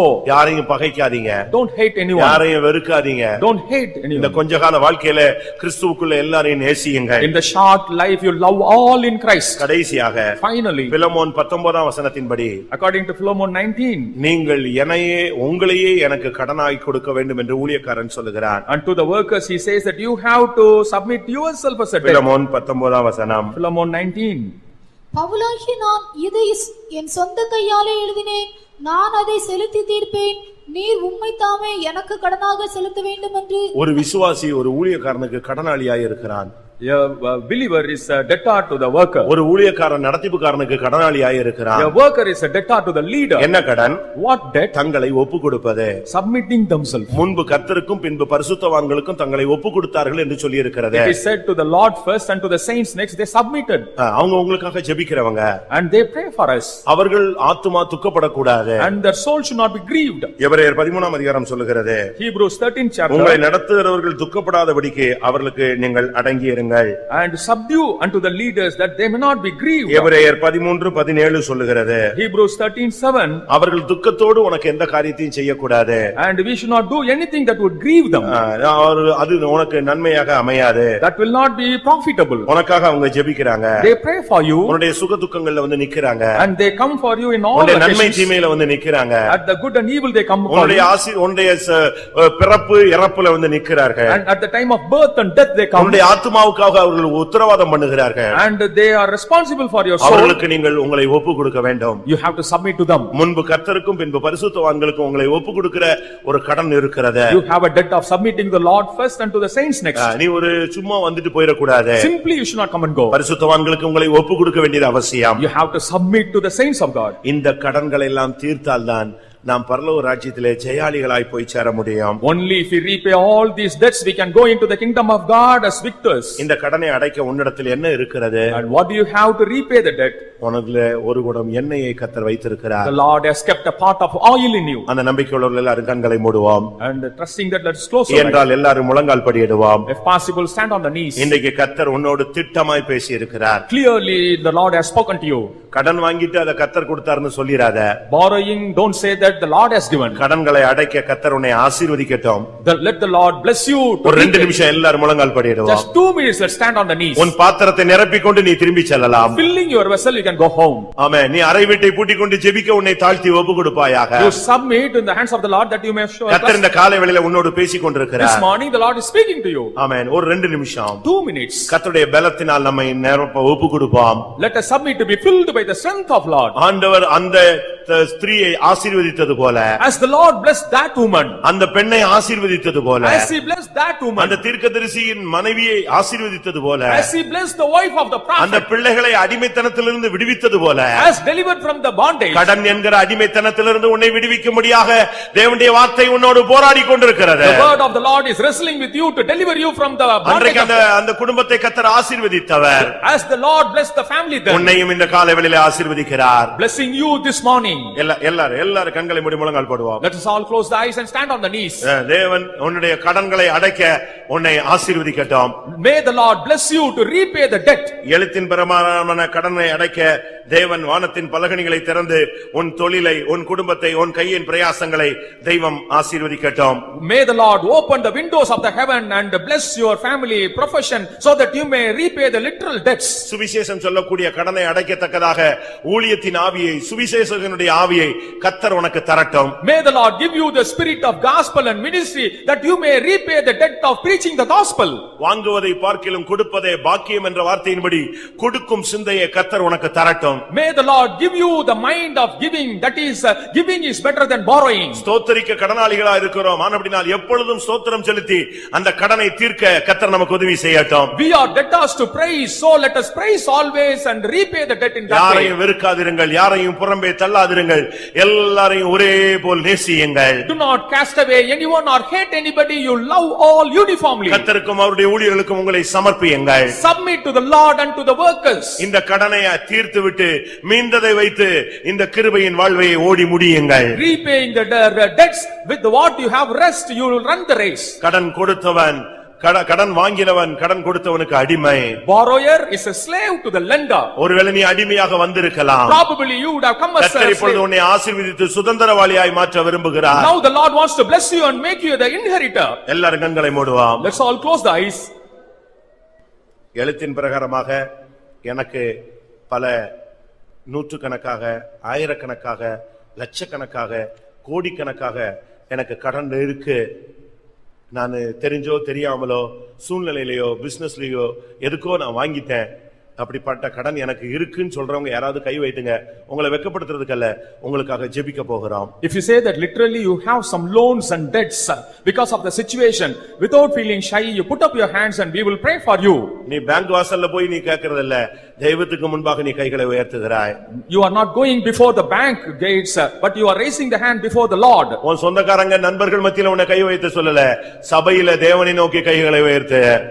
We don't ask you to raise your hand before the relatives and friends, but before the Lord you are asked to raise your hand. யாரெல்லாம் கைகளை உயர்த்தி இருக்கிறார்களோ அவர்களுடைய தொழிலை கர்த்தர் ஆசீர்வதிக்க போகிறார். And those who have raised the hands, the Lord is going to bless such people. இல்லாவிட்டால் வழிகளை கர்த்தர் திறக்க போகிறார். Or the Lord is going to open the way. கர்த்தருக்கு வழிகள் உண்டு. The Lord has ways. அவாந்தர வெளிகளிலே ஆறுகளை உண்டு பண்ணுகிறவர் கர்த்தர். The Lord is the one makes the rivers in the wilderness. வனாந்தரத்தை செழிப்பாக்க கூடியவர் கர்த்தர். The Lord will make the wilderness to prosper. இன்னைக்கு கர்த்தர் உன்னை ஆசீர்வதிக்க போகிறார். Today the Lord is going to bless you. யாரெல்லாம் கைகளை வைத்திருக்கிறார்களோ அவர்கள் கடன்கள் எவ்வளவா இருந்தாலும் அத்தனையும் அடைக்கத்தக்கதாக கர்த்தர் ஆசீர்வாதத்தை பொழிவாராக. May the Lord shower the blessings for all those who have put up their hands to repay the debts. ஆவிக்குரிய கடன் இருக்கிறது எத்தனை பேருக்கு இருக்கிறது? How many of you have the spiritual debts? இன்றைக்கு ஒரு தீர்மானம் எடுங்கள். Today you make a decision. கர்த்தாவே நான் சுவிசேஷம் சொல்லுவேன். Lord, I will preach the gospel. கர்த்தாவே நான் உதவி செய்வேன். I will do the ministry. கர்த்தாவே நான் ஸ்தோத்திரம் பண்ணுவேன். I will praise Lord. கர்த்தாவே ஊழியர்கள் கையிலே என்னை ஒப்புக்கொடுப்பேன். I submit to do your ministry. கர்த்தாவே நான் எல்லாரையும் உம்மை போல நேசிப்பேன். Lord, I will love all uniformly. என்னை பலப்படுத்தும். You will strengthen என்னை me. பலப்படுத்தும். Strengthen me. என்னை பலப்படுத்தும். Strengthen me. ஆமென். இந்த கடன்களை தீர்த்து நான் உம்மிடத்தில் ஜெயாலியாய் வர வாஞ்சிக்கிறேன். I want to repay the debts and come as an overcomer to you. கர்த்தர் உதவி செய்ய வல்லவர். The Lord is able to help you. அந்த பெண்ணினுடைய அந்த எண்ணெயை வர்த்திக்க பண்ணின தெய்வம் The Lord who made the oil of the woman to increase. இன்றைக்கு கர்த்தர் உன்னையும் ஆசீர்வதித்து பெருக பண்ண போகிறார்.